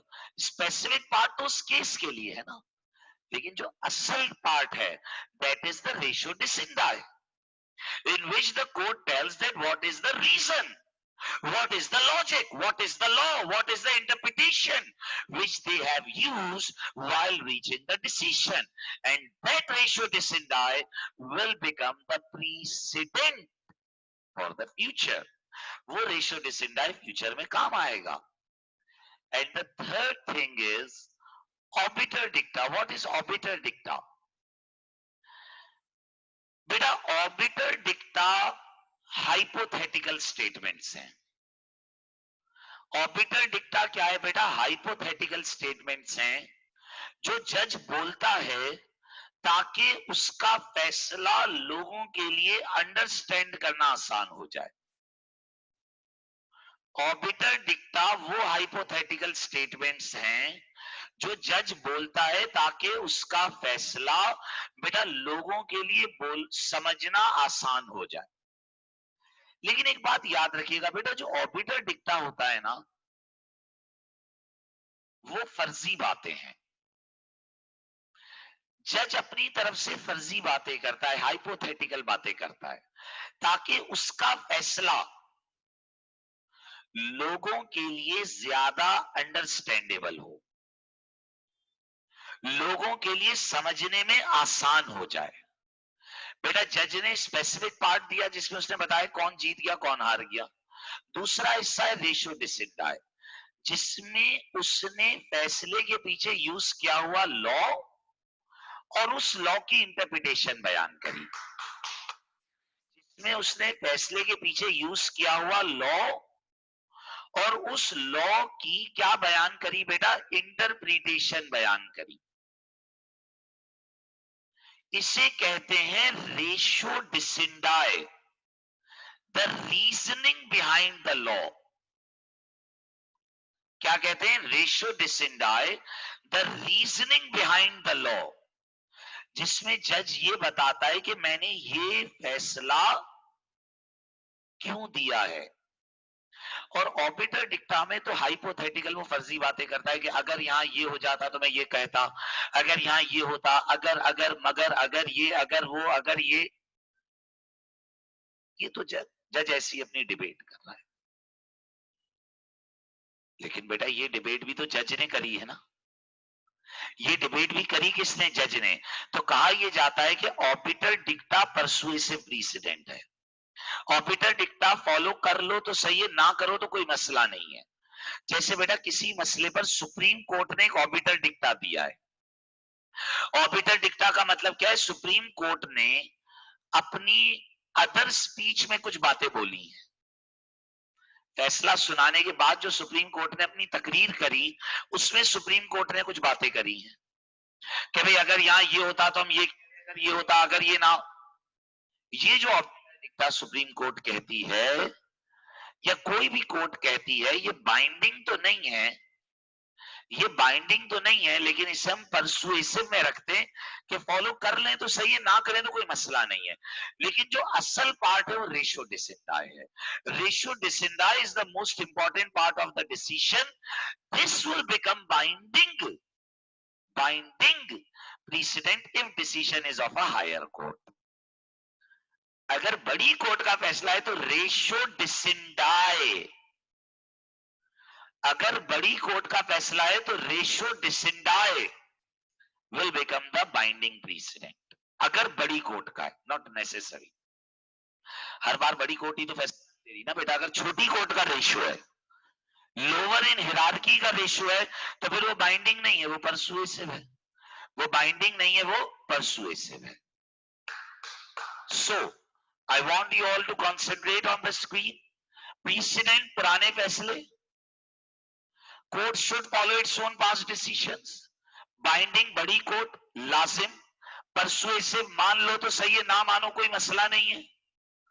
फैसले में स्पेसिफिक पार्ट होता है जिसमें कोर्ट ये बताती है कि कौन जीत गया और कौन हार गया। Ratio decidendi, what is ratio decidendi? Ratio decidendi जिसमें कोर्ट लॉ उसकी इंटरप्रिटेशन बताती है। This becomes the precedent for the future. Orbiter dicta is hypothetical, that is not binding, it's persuasive. जी भाई, सवाल है मेरा आप लोगों से, आपके ख्याल में, आपके ख्याल में क्या प्रीसिडेंट का कॉन्सेप्ट एक अच्छा कॉन्सेप्ट है या एक बुरा कॉन्सेप्ट है? Let's discuss some advantages and the disadvantages. अगर कोर्ट प्रीसिडेंट फॉलो करे यानी अगर कोर्ट अपने पुराने फैसले फॉलो करे तो बेटा आपके ख्याल में इससे टाइम सेव हो जाएगा, क्योंकि कोर्ट जब अपना पुराना फैसला फॉलो करेगी तो this will save time, this will save litigation cost. What is litigation? Litigation cost, बेटा कोर्ट में केस लड़ने के पैसे बचेंगे। अच्छा, इसका क्या मतलब है लिटिगेशन कॉस्ट पैसे बचेंगे? बेटा जितना जल्दी फैसला आएगा उतने कम लॉयर्स को पैसे देने पड़ेंगे। जितना जल्दी फैसला आएगा लॉयर्स को उतने पैसे देने पड़ेंगे हमें। जितना अर्ली डिसीजन आ जाएगा, जितना अर्ली डिसीजन आ जाएगा हमें लॉयर्स को उतने कम पैसे देने पड़ेंगे। जितना अर्ली डिसीजन आ जाएगा हमें लॉयर्स को उतने कम पैसे देने पड़ेंगे। प्रीसिडेंट की वजह से फैसले जल्दी आते हैं। सबसे बड़ी बात मैं बोलूं, जब कोर्ट अपने पुराने फैसले फॉलो करेगी ना तो लॉ फेयर हो जाएगा, लॉ फेयर हो जाएगा और कंसिस्टेंट हो जाएगा। बेटा इससे लॉ की रिस्पेक्ट लोगों के दिलों में बढ़ जाएगी, इससे लॉ की रिस्पेक्ट लोगों के दिलों में बढ़ जाएगी, क्योंकि लॉ फेयर एंड कंसिस्टेंट हो जाएगा, क्योंकि सबके साथ एक जैसा मामला हो रहा है। ओके बेटा, एक सेकंड रुकिएगा, मैं आ रहा हूं, कोई मीटिंग छोड़ के जाएगा नहीं।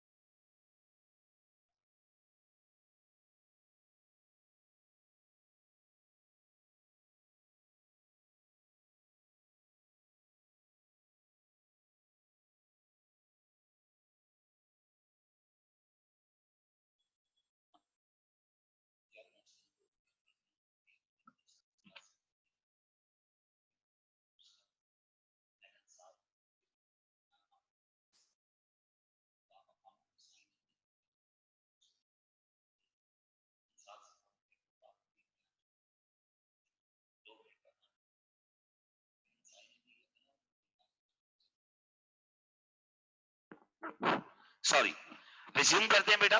तो प्रीसिडेंट के कॉन्सेप्ट का सबसे बड़ा फायदा यह है कि कोर्ट का टाइम बच जाएगा। दूसरा फायदा, बेटा कोर्ट का टाइम क्यों बच रहा है? क्योंकि जाहिर है आप पुराना फैसला फॉलो कर लोगे तो कोर्ट को डिसीजन लेने में उतना ज्यादा वक्त नहीं लगाना पड़ेगा। लिटिगेशन कॉस्ट, लॉयर्स के पैसे बच रहे हैं। फेयरनेस एंड कंसिस्टेंसी आ रही है। भाई जो एक बंदे के साथ हुआ वो सबके साथ होगा, तो जो एक के साथ हुआ बेटा वो सबके साथ होगा। तो this will make the law fair, this will make the law fair and consistent.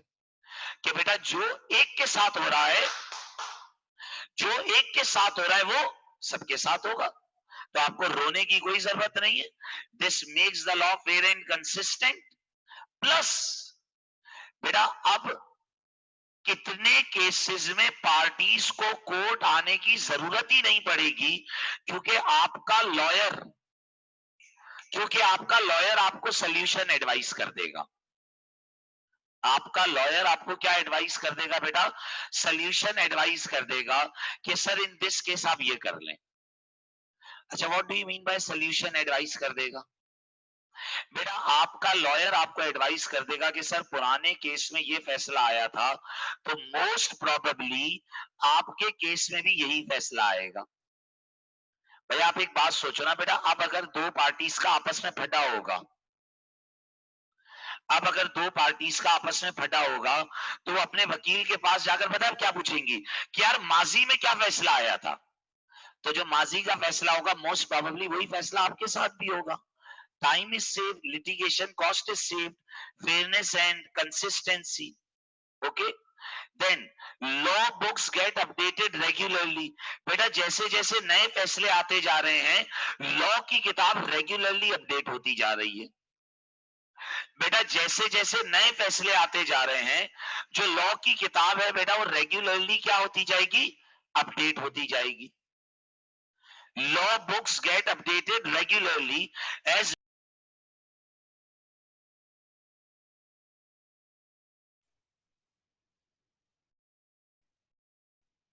Okay, आवाज आ रही है बेटा तमाम लोगों को?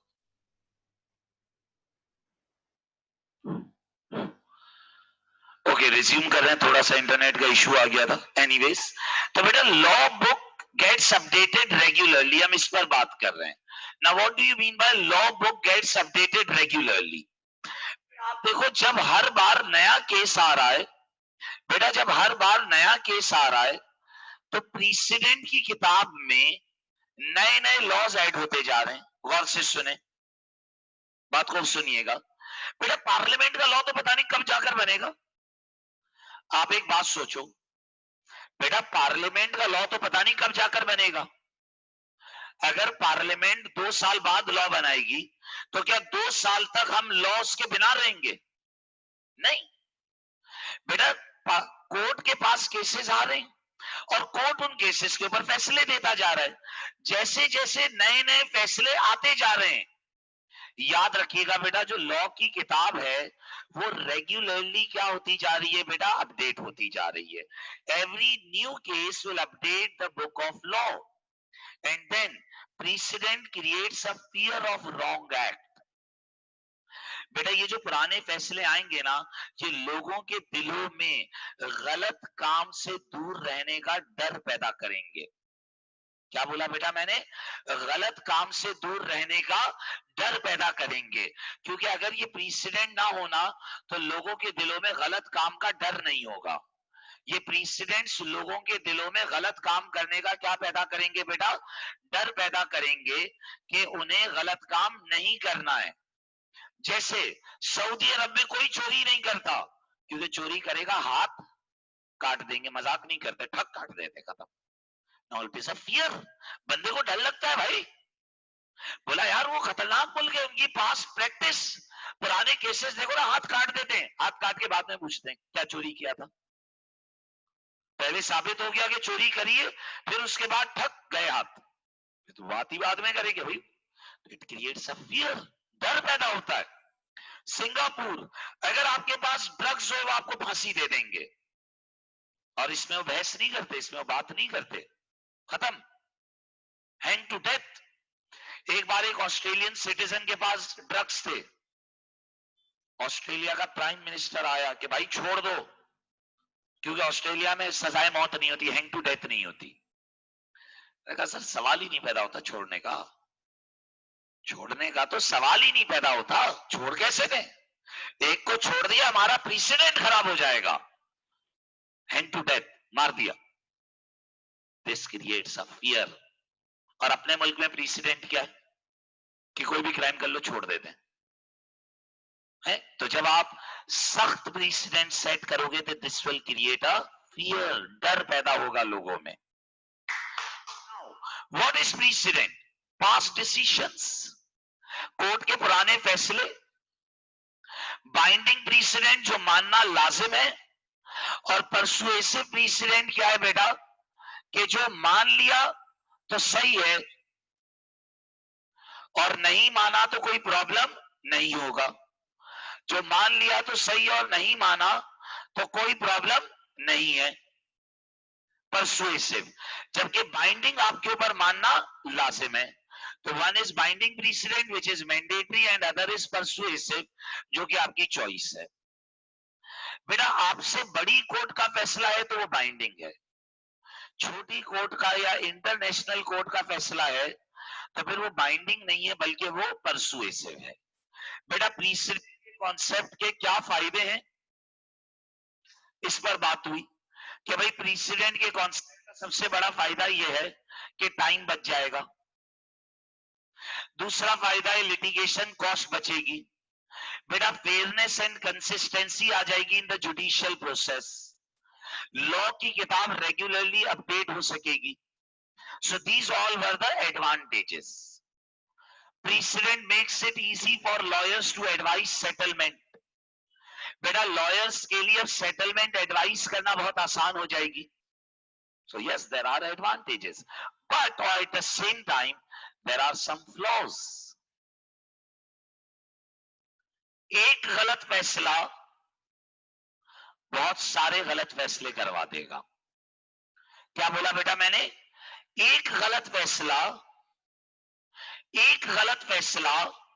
बहुत सारे गलत फैसले करवा देगा। One wrong decision will lead to several wrong decisions, क्योंकि जब एक गलत फैसला आ जाएगा तो कोर्ट उस प्रीसिडेंट को फॉलो करने के लिए पाबंद है। तो बेटा सब उसी गलत फैसले को आंखें बंद करके फॉलो कर रहे होंगे। Let's take an example of supreme court. अगर सुप्रीम कोर्ट से गलती हो गई, अगर किससे गलती हो गई? सुप्रीम कोर्ट से गलती हो गई, तो सुप्रीम कोर्ट तो तमाम कोर्ट्स का डैडी कोर्ट है, सबसे बड़ा कोर्ट है। अगर उससे गलती हो गई तो सब उसी गलत प्रीसिडेंट को फॉलो करते रहेंगे। Then distinguishing is a subjective matter. बेटा व्हाट इज डिस्टिंग्विशिंग? जब कोर्ट, अब प्लीज गौर से सुनना बेटा, जब कोर्ट पुराने प्रीसिडेंट को अप्लाई कर रही होती है, जब कोर्ट किसे अप्लाई कर रही होती है बेटा? जब कोर्ट पुराने प्रीसिडेंट को अप्लाई कर रही होती है तो कोर्ट पुराने केस में और आज वाले केस में डिफरेंसेस देखती है। सुनिएगा बेटा, अगर आप मुझे पुराने केस का प्रीसिडेंट तो पुराना केस है ना बेटा, अगर आप मुझे पुराने केस का प्रीसिडेंट सुना रहे हो, अगर आप मुझे पुराने केस का क्या सुना रहे हो बेटा? प्रीसिडेंट सुना रहे हो, तो कोर्ट प्रीसिडेंट, कोर्ट गौर कीजिएगा बेटा, कोर्ट प्रीसिडेंट अप्लाई करते हुए, बेटा कोर्ट क्या अप्लाई करते हुए? प्रीसिडेंट अप्लाई करते हुए, क्या अप्लाई करते हुए? प्रीसिडेंट अप्लाई करते हुए पुराने केस में और आज वाले केस में डिस्टिंग्विशिंग करता है। क्या करता है? डिस्टिंग्विशिंग। What is distinguishing? दोनों के दरमियान फर्क तलाश करता है। दोनों के दरमियान क्या तलाश करता है? फर्क तलाश करता है। बेटा अगर कोर्ट को पुराने वाले केस में और आज वाले केस में कोई डिफरेंस मिल गया, यानी डिस्टिंग्विशिंग मिल गई, तो फिर कोर्ट प्रीसिडेंट फॉलो, गौर कीजिएगा बेटा, फिर कोर्ट प्रीसिडेंट फॉलो नहीं करेगा। अगर कोर्ट को पुराने वाले केस में और आज वाले केस में फर्क मिल गया, क्या मिल गया? फर्क मिल गया, तो फिर बेटा कोर्ट प्रीसिडेंट फॉलो नहीं करेगा। तो सर फिर कोर्ट क्या फॉलो करेगा? अगर पुराने वाले केस में और आज वाले केस में डिफरेंस हुआ तो फिर कोर्ट अपनी मर्जी से कोई फैसला देगा और कोर्ट फिर उस वक्त प्रीसिडेंट को फॉलो नहीं करेगा। फिर कोर्ट ये नहीं देखेगा कि उस मसले पर प्रीसिडेंट क्या कहता है, बेटा फिर कोर्ट ये नहीं देखेगा कि उस मसले पर प्रीसिडेंट क्या कहता है, बल्कि then court will follow its own decision on that matter. लेकिन बेटा मसला ये है कि जब कोर्ट दो केसेस के दरमियान, एक मिनट रुकिएगा बेटा, आईपैड की चार्जिंग खत्म हो गई। बेटा जब कोर्ट दो केसेस के दरमियान फर्क ढूंढ रहा होता है, बेटा जब कोर्ट दो केसेस के दरमियान क्या ढूंढ रहा होता है? फर्क ढूंढ रहा होता है, तो ये एक सब्जेक्टिव मैटर होता है। अच्छा what do you mean bye subjective matter होता है? बेटा ये सब्जेक्टिव मैटर इसलिए होता है क्योंकि दो केसेस के दरमियान थोड़े बहुत फर्क तो होते ही है ना। अब ये जज के हाथ में होता है कि उसने उस वक्त प्रीसिडेंट को फॉलो करना है या नहीं करना। यानी अब सुनना बेटा, अगर मैं 50 साल पुराने केस का रेफरेंस दे रहा हूं और आप उसे आज वाली सिचुएशन से कंपेयर कर रहे हो, तो आप लॉजिकली सोचो बेटा, दो केसेस में थोड़ा बहुत फर्क तो होता ही है ना। ऐसा कैसे हो सकता है कि 50 साल पुराना केस और आज वाला केस बिल्कुल एग्जैक्टली सेम हो? बेटा ऐसा कैसे हो सकता है कि 50 साल पुराना केस और आज वाला केस बिल्कुल एग्जैक्टली सेम हो? बेटा दो केसेस के दरमियान थोड़ा बहुत फर्क तो होता है। तो कहा यह गया कि कोर्ट ने कब प्रीसिडेंट फॉलो करना है और कब फॉलो नहीं करना, बेटा ये एक सब्जेक्टिव मैटर होता है। क्योंकि अगर किसी जज ने प्रीसिडेंट अवॉइड करना है, अगर किसी जज ने क्या अवॉइड करना है बेटा, प्रीसिडेंट अवॉइड करना है, तो he can do this by highlighting small differences. बेटा वो छोटे छोटे फर्कों को बड़ा फर्क बयान करके इग्नोर कर दे। रिपीट बेटा, प्रीसिडेंट का सबसे बड़ा नुकसान ये कि एक गलत फैसले से बहुत सारे गलत फैसले होंगे। दूसरा नुकसान, जब कोर्ट प्रीसिडेंट फॉलो करता है तो कोर्ट पुराने केस और आज वाले केस में फर्क देखता है। बेटा अगर दोनों केसेस में ज्यादा डिफरेंसेस होंगे, अगर दोनों केसेस में क्या होंगे बेटा, ज्यादा डिफरेंसेस होंगे, तो कोर्ट के पास ये पावर है कि कोर्ट ये कहे कि हम प्रीसिडेंट फॉलो नहीं कर रहे। कोर्ट के पास ये पावर है कि कोर्ट ये कहते हैं कि हम प्रीसिडेंट फॉलो नहीं कर रहे और अब हम इस मसले पर अपना नया डिसीजन देंगे। लेकिन कुछ लोग इसे क्रिटिसाइज करते हैं कि डिस्टिंग्विशिंग करना एक सब्जेक्टिव मैटर है। क्योंकि बेटा आप ऑब्वियसली सोचो, प्रीसिडेंट जिसकी फेवर में होता है उससे ऑलमोस्ट दोनों केस एक जैसे लगेंगे, और जिसके अगेंस्ट जा रहा होगा ना प्रीसिडेंट, वो तो बोलेगा सर बहुत फर्क है। तो ये एक मैटर ऑफ जजमेंट है कि कोर्ट ने कितने फर्क इग्नोर करने और कितने फर्क कंसिडर करने। बेटा दो केसेस में थोड़ा बहुत फर्क तो होता है ना। अब कोर्ट ने कब प्रीसिडेंट इग्नोर करना है और कब फॉलो करना है, ये जज के हाथ में पावर है, तो it is subjective. Number third, कुछ लोग क्रिटिसाइज करते हैं, बेटा कुछ लोग क्रिटिसाइज करते हैं कि due to concept of precedent, बेटा कुछ लोग क्रिटिसाइज करते हैं कि the concept of precedent is reactive approach. What is reactive approach? बेटा प्रीसिडेंट कब बनता है? पहले केस आता है फिर फैसला आता है। इसका मतलब हुआ कि प्रीसिडेंट केस आने के बाद बनता है। प्रीसिडेंट क्या है कि एक बार जो फैसला आ गया वो हमेशा फॉलो होगा। अच्छा बेटा, जो फैसला एक बार आ गया वो आगे हमेशा फॉलो होगा, तो आगे वालों को तो पता चल गया ना कि अब से ये होगा। लेकिन पहले वाले बंदे के साथ तो नाजायज हो गया ना। नहीं समझ आई बात? बेटा एक बच्चा मोबाइल यूज कर रहा था, मैंने उसका मोबाइल उठाया और जमीन पर दे दिया, और मैंने कहा अब अगर किसी ने यूज किया तो जैसे मैंने इसका मोबाइल तोड़ा है तुम सबके मोबाइल भी तोड़ूंगा। तो इस बच्चे ने कहा सर सबको तो पता है कि आइंदा मोबाइल टूटेगा, लेकिन मेरे केस में तो जुल्म हो गया ना। आपने लॉ मेरे केस के दौरान बनाया। This is reactive approach, this is reactive approach. बेटा लॉ पहले बनना चाहिए, जबकि प्रीसिडेंट क्या होता है, रिएक्टिव अप्रोच है। पहले केस आता है फिर लॉ आता है, पहले केस आता है फिर लॉ आता है। तो इसकी वजह से पहले बंदे के साथ नाजायज हो जाता है। एंड देन बेटा प्रीसिडेंट में चांसेस ऑफ एरर ज्यादा इसलिए भी होते हैं क्योंकि एक जज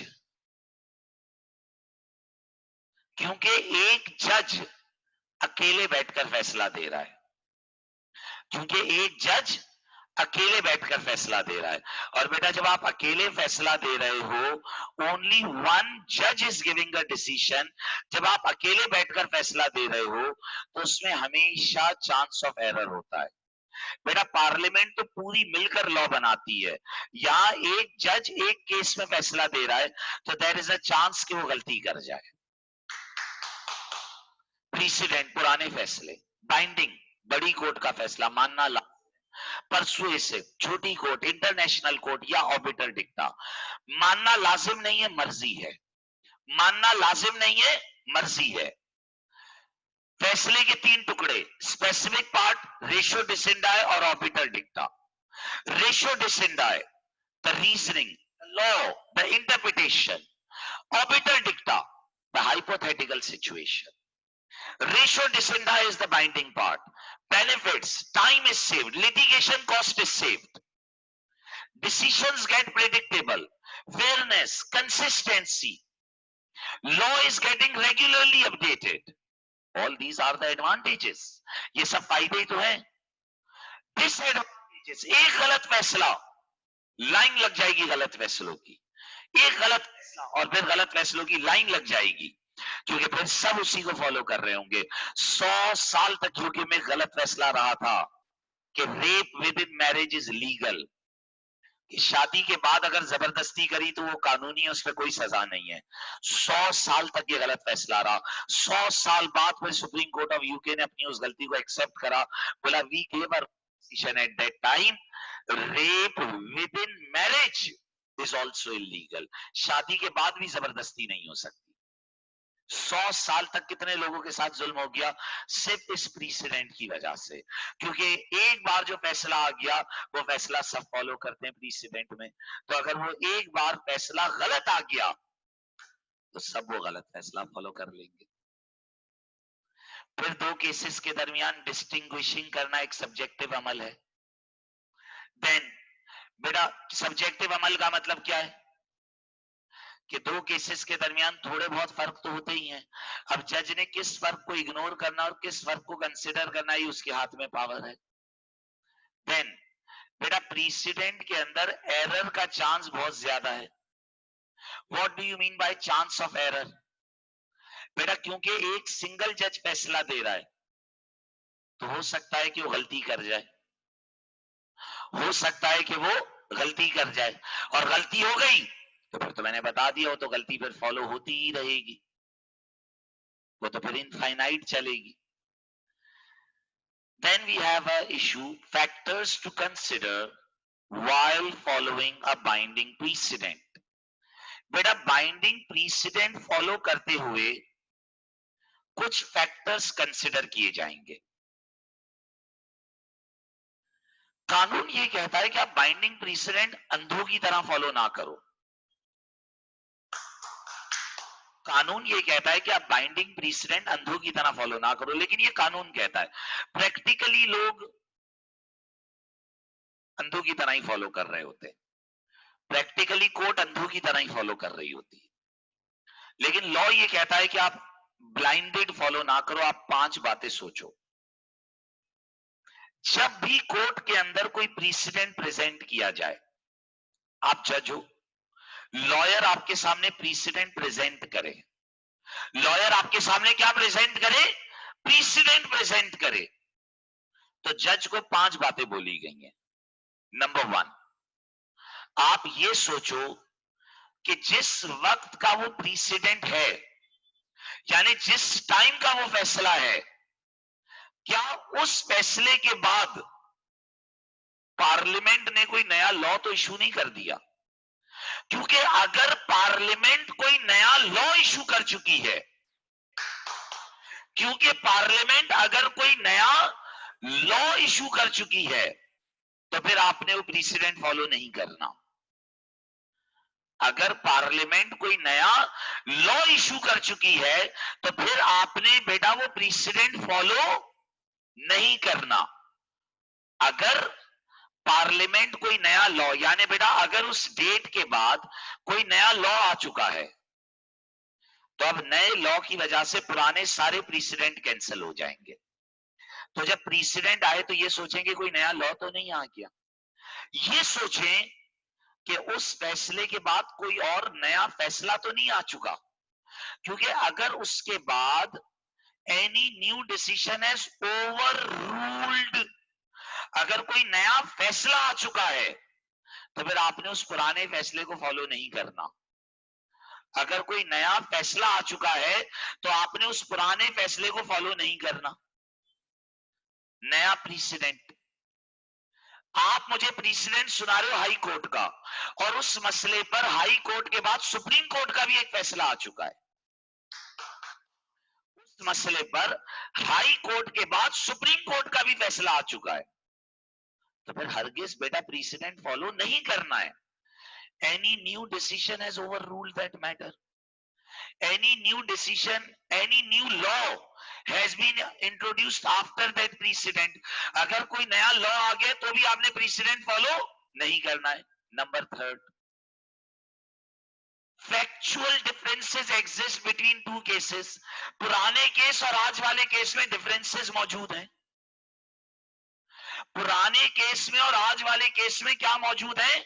डिफरेंसेस मौजूद हैं, तो भी आपने प्रीसिडेंट फॉलो नहीं करना। अगर पुराने केस में और आज वाले केस में डिफरेंसेस मौजूद हैं तो भी आपने प्रीसिडेंट फॉलो नहीं करना। अच्छा सर, अगर प्रीसिडेंट फॉलो नहीं करना तो क्या करना है ये तो बता दो। फिर आपने अपनी मर्जी से फैसला देना है। फिर आपने अपनी मर्जी से फैसला देना है। नंबर फोर्थ, जज को लगता है कि पुराना फैसला गलत था। जज को लगता है कि बेटा पुराना फैसला गलत, गलत गलत माने रॉन्ग था, तो भी आपने प्रीसिडेंट फॉलो नहीं करना।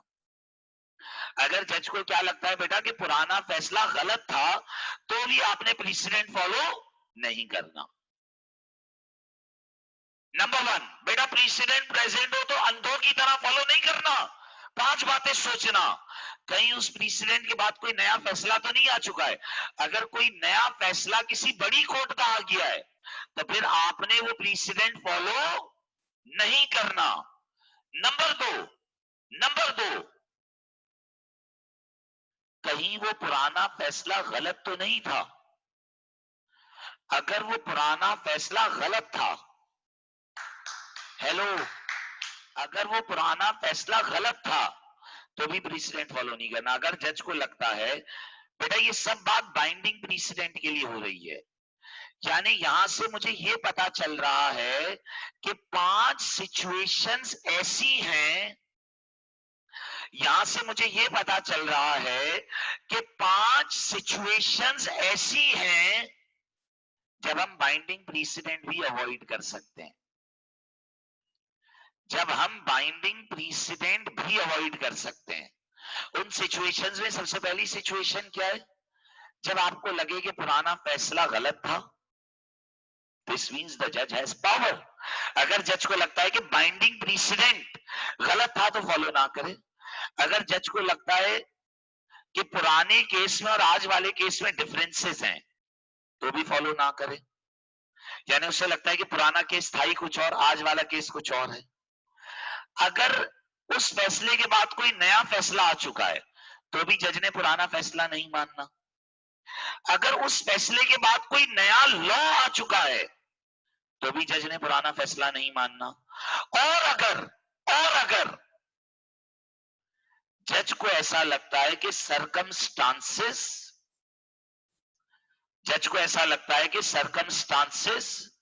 And environment has changed too much, जज को ऐसा लगता है कि circumstances and environment has changed too much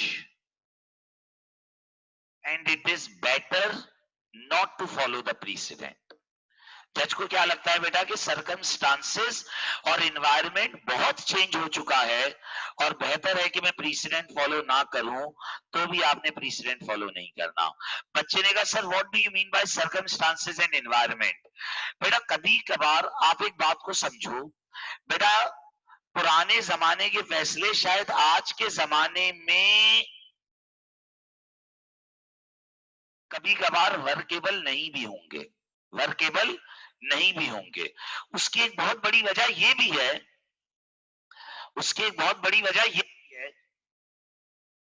कि पुराना फैसला पुराने हालात के हिसाब से था। वो फैसला हो सकता है आज के हालात पर ना लगे। यानी अगर जज को लगता है कि बेहतर है कि मैं precedent, and it is better to ignore precedent, तो भी वो प्रीसिडेंट छोड़ सकता है। यानी इन 5 सिचुएशंस जज के पास ये पावर है कि वो प्रीसिडेंट को छोड़ दे। सिचुएशन 1, जब उस प्रीसिडेंट के बाद नया फैसला आ चुका हो। सिचुएशन 2, जज को ये लगे कि पुराना वाला फैसला गलत था। सिचुएशन 3, उस फैसले के बाद कोई नया लॉ आ चुका हो। सिचुएशन 4,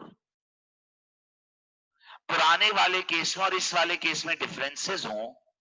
सिचुएशन 5, जज को ये लगे कि पुराना फैसला था तो सही, लेकिन आज हालात बहुत चेंज हो गए हैं, एंड कंसिडरिंग न्यू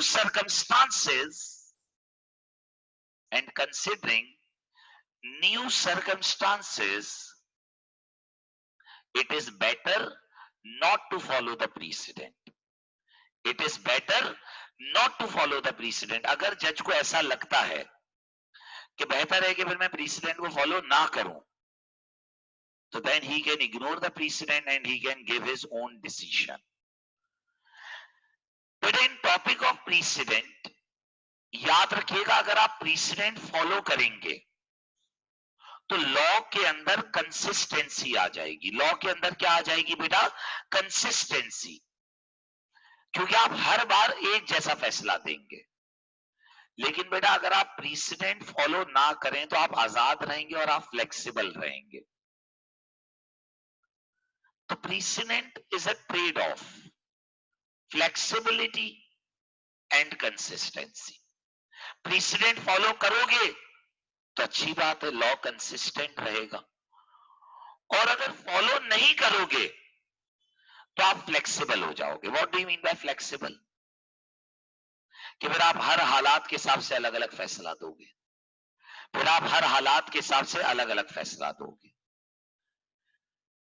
बेटा we have a brief hierarchy, इसको आप 1 मिनट में समझ जाओगे। बस ये याद रखिएगा कि बड़ी कोर्ट्स के फैसले छोटी कोर्ट्स पर बाइंडिंग है, लेकिन मैजिस्ट्रेट कोर्ट, काउंटी कोर्ट और क्राउन कोर्ट, इन्हें हम इंफीरियर कोर्ट कहते हैं। ये लोग प्रीसिडेंट नहीं लिख सकते। जैसे अब इस टेबल को देखिएगा, मैजिस्ट्रेट कोर्ट का फैसला किसी पर भी बाइंडिंग नहीं है, खुद पर भी नहीं है, क्योंकि ये कौन सा कोर्ट है? इंफीरियर कोर्ट है। इंफीरियर माने जो छोटा कोर्ट होता है। इंफीरियर माने जो कैसा कोर्ट होता है बेटा? छोटा कोर्ट। लेकिन मैजिस्ट्रेट कोर्ट बाउंड है अपने से बड़ों से। मैजिस्ट्रेट कोर्ट से बड़ा कौन है? काउंटी क्राउन, लेकिन वो भी इंफीरियर है। तो फिर मैजिस्ट्रेट बाउंड है हाई कोर्ट से, कोर्ट ऑफ अपील से, सुप्रीम कोर्ट से और यूरोपियन कोर्ट से। अपने से बड़े कोर्ट से बाउंड है। काउंटी और क्राउन किसी पर भी बाइंडिंग नहीं है, क्योंकि ये इंफीरियर कोर्ट है, छोटे कोर्ट है। लेकिन ये बाउंड है अपने से बड़ों से। इनसे बड़ा कौन है? High court, court of appeal, supreme, European court और यूरोपियन कोर्ट। हाई कोर्ट का क्या मामला है? हाई कोर्ट बाइंडिंग है, यानी हाई कोर्ट का फैसला मानना लाजिम है मैजिस्ट्रेट, काउंटी और क्राउन पर। मैजिस्ट्रेट, काउंटी और क्राउन पर बाइंडिंग है। और हाई कोर्ट बाउंड है अपने से बड़ों से। हाई कोर्ट से बड़ा कौन है? Court of appeal, supreme court और यूरोपियन कोर्ट। ये समझाया जा रहा है कि आप अपने बड़ों से बाउंड हो, अपने से बड़े के फैसले से बाउंड हो। जो आपसे बड़े हैं, जो आपसे हिरार्की में बड़े हैं, उनसे आप बाउंड हो, और जो आपसे छोटे हैं उन पर आप बाइंडिंग हो।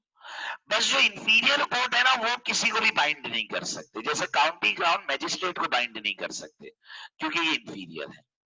अच्छा, कोर्ट ऑफ अपील अपने से छोटों वालों पर बाइंडिंग है, magistrate, county, crown, high court. अच्छा, कोर्ट ऑफ अपील एक वाहिद कोर्ट है जो ये कहती है कि हम अपने खुद के फैसलों से भी बाउंड रहेंगे, क्योंकि कोर्ट ऑफ अपील कहती है कि वी प्रेफर कंसिस्टेंसी। अगर कोर्ट ऑफ अपील एक फैसला दे चुकी है तो कोर्ट ऑफ अपील का कहना यह है कि हम अपने खुद के पुराने फैसलों से भी बाउंड हैं, अपने खुद के पुराने फैसलों से भी बाउंड हैं। तो कोर्ट ऑफ अपील बाइंडिंग है, मैजिस्ट्रेट, काउंटी, क्राउन, ये कोर्ट ऑफ अपील है, high court, plus court of appeal अपने आप से भी बाउंड है। ओके, अच्छा, कोर्ट ऑफ अपील बाउंड किससे? इससे बड़े कौन है? सुप्रीम कोर्ट और यूरोपियन कोर्ट। सुप्रीम कोर्ट सिर्फ यूरोपियन कोर्ट से बाउंड है, सुप्रीम कोर्ट सिर्फ किससे बाउंड है? यूरोपियन कोर्ट से। बेटा सुप्रीम कोर्ट सिर्फ किससे बाउंड है? यूरोपियन कोर्ट से। और सुप्रीम कोर्ट का फैसला बाइंडिंग है इन सब पर, magistrate, county, crown, high court. भाई हिरार्की है ना, जो आपके नीचे है। अच्छा ये उल्टा बना हुआ है ना, जो आपसे हिरार्की में छोटे हैं, हिरार्की में छोटे हैं, सुप्रीम कोर्ट से हिरार्की में court of appeal, high court, county, crown, magistrate, ये हिरार्की में छोटे हैं ना, तो सुप्रीम कोर्ट का फैसला इन पर बाइंडिंग है। सुप्रीम कोर्ट से बड़ा कौन है? European court. अच्छा, यूरोपियन कोर्ट का फैसला सब पर बाइंडिंग है क्योंकि सभी उससे छोटे हैं, और यूरोपियन कोर्ट खुद किसी से भी बाउंड नहीं है, आजाद है। So if I will sum up the topic of precedent, precedent का मतलब क्या होता है बेटा? पुराने फैसले।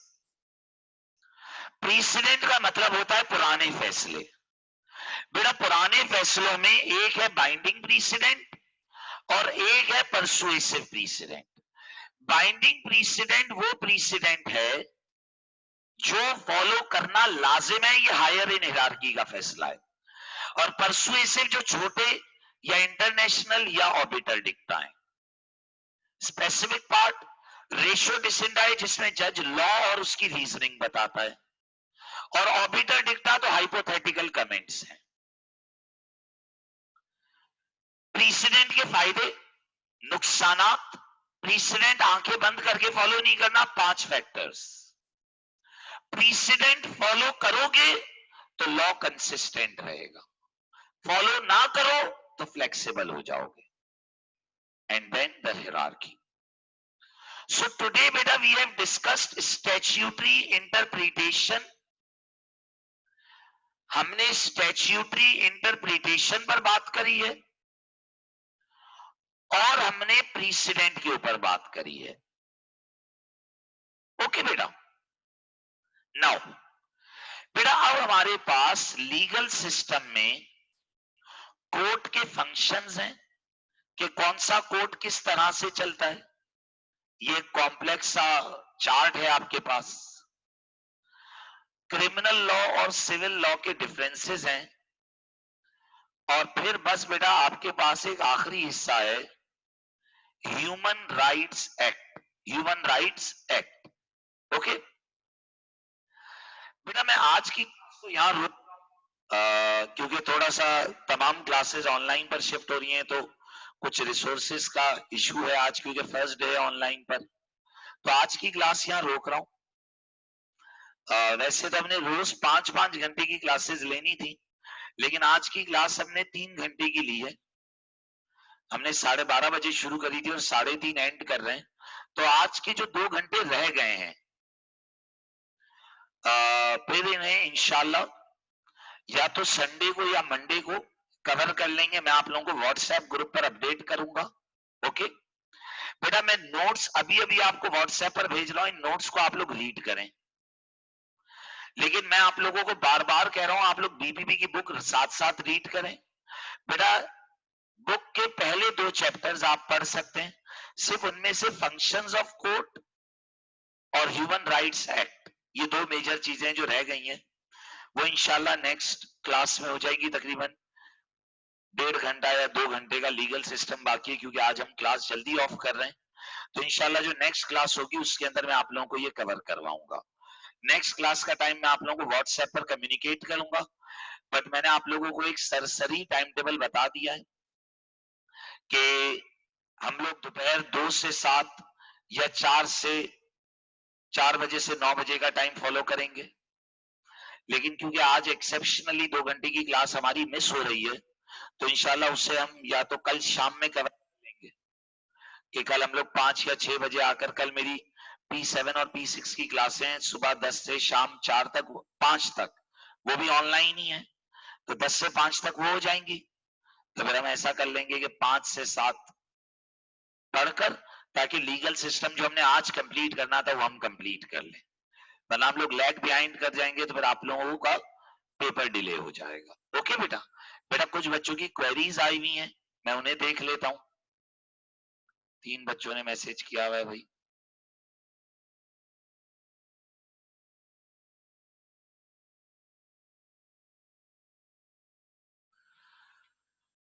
ओके, अनस अहमद तारिक ने पूछा, सर यूरोपियन कोर्ट अभी भी ब्रेक्सिट के बाद हाईएस्ट कोर्ट है?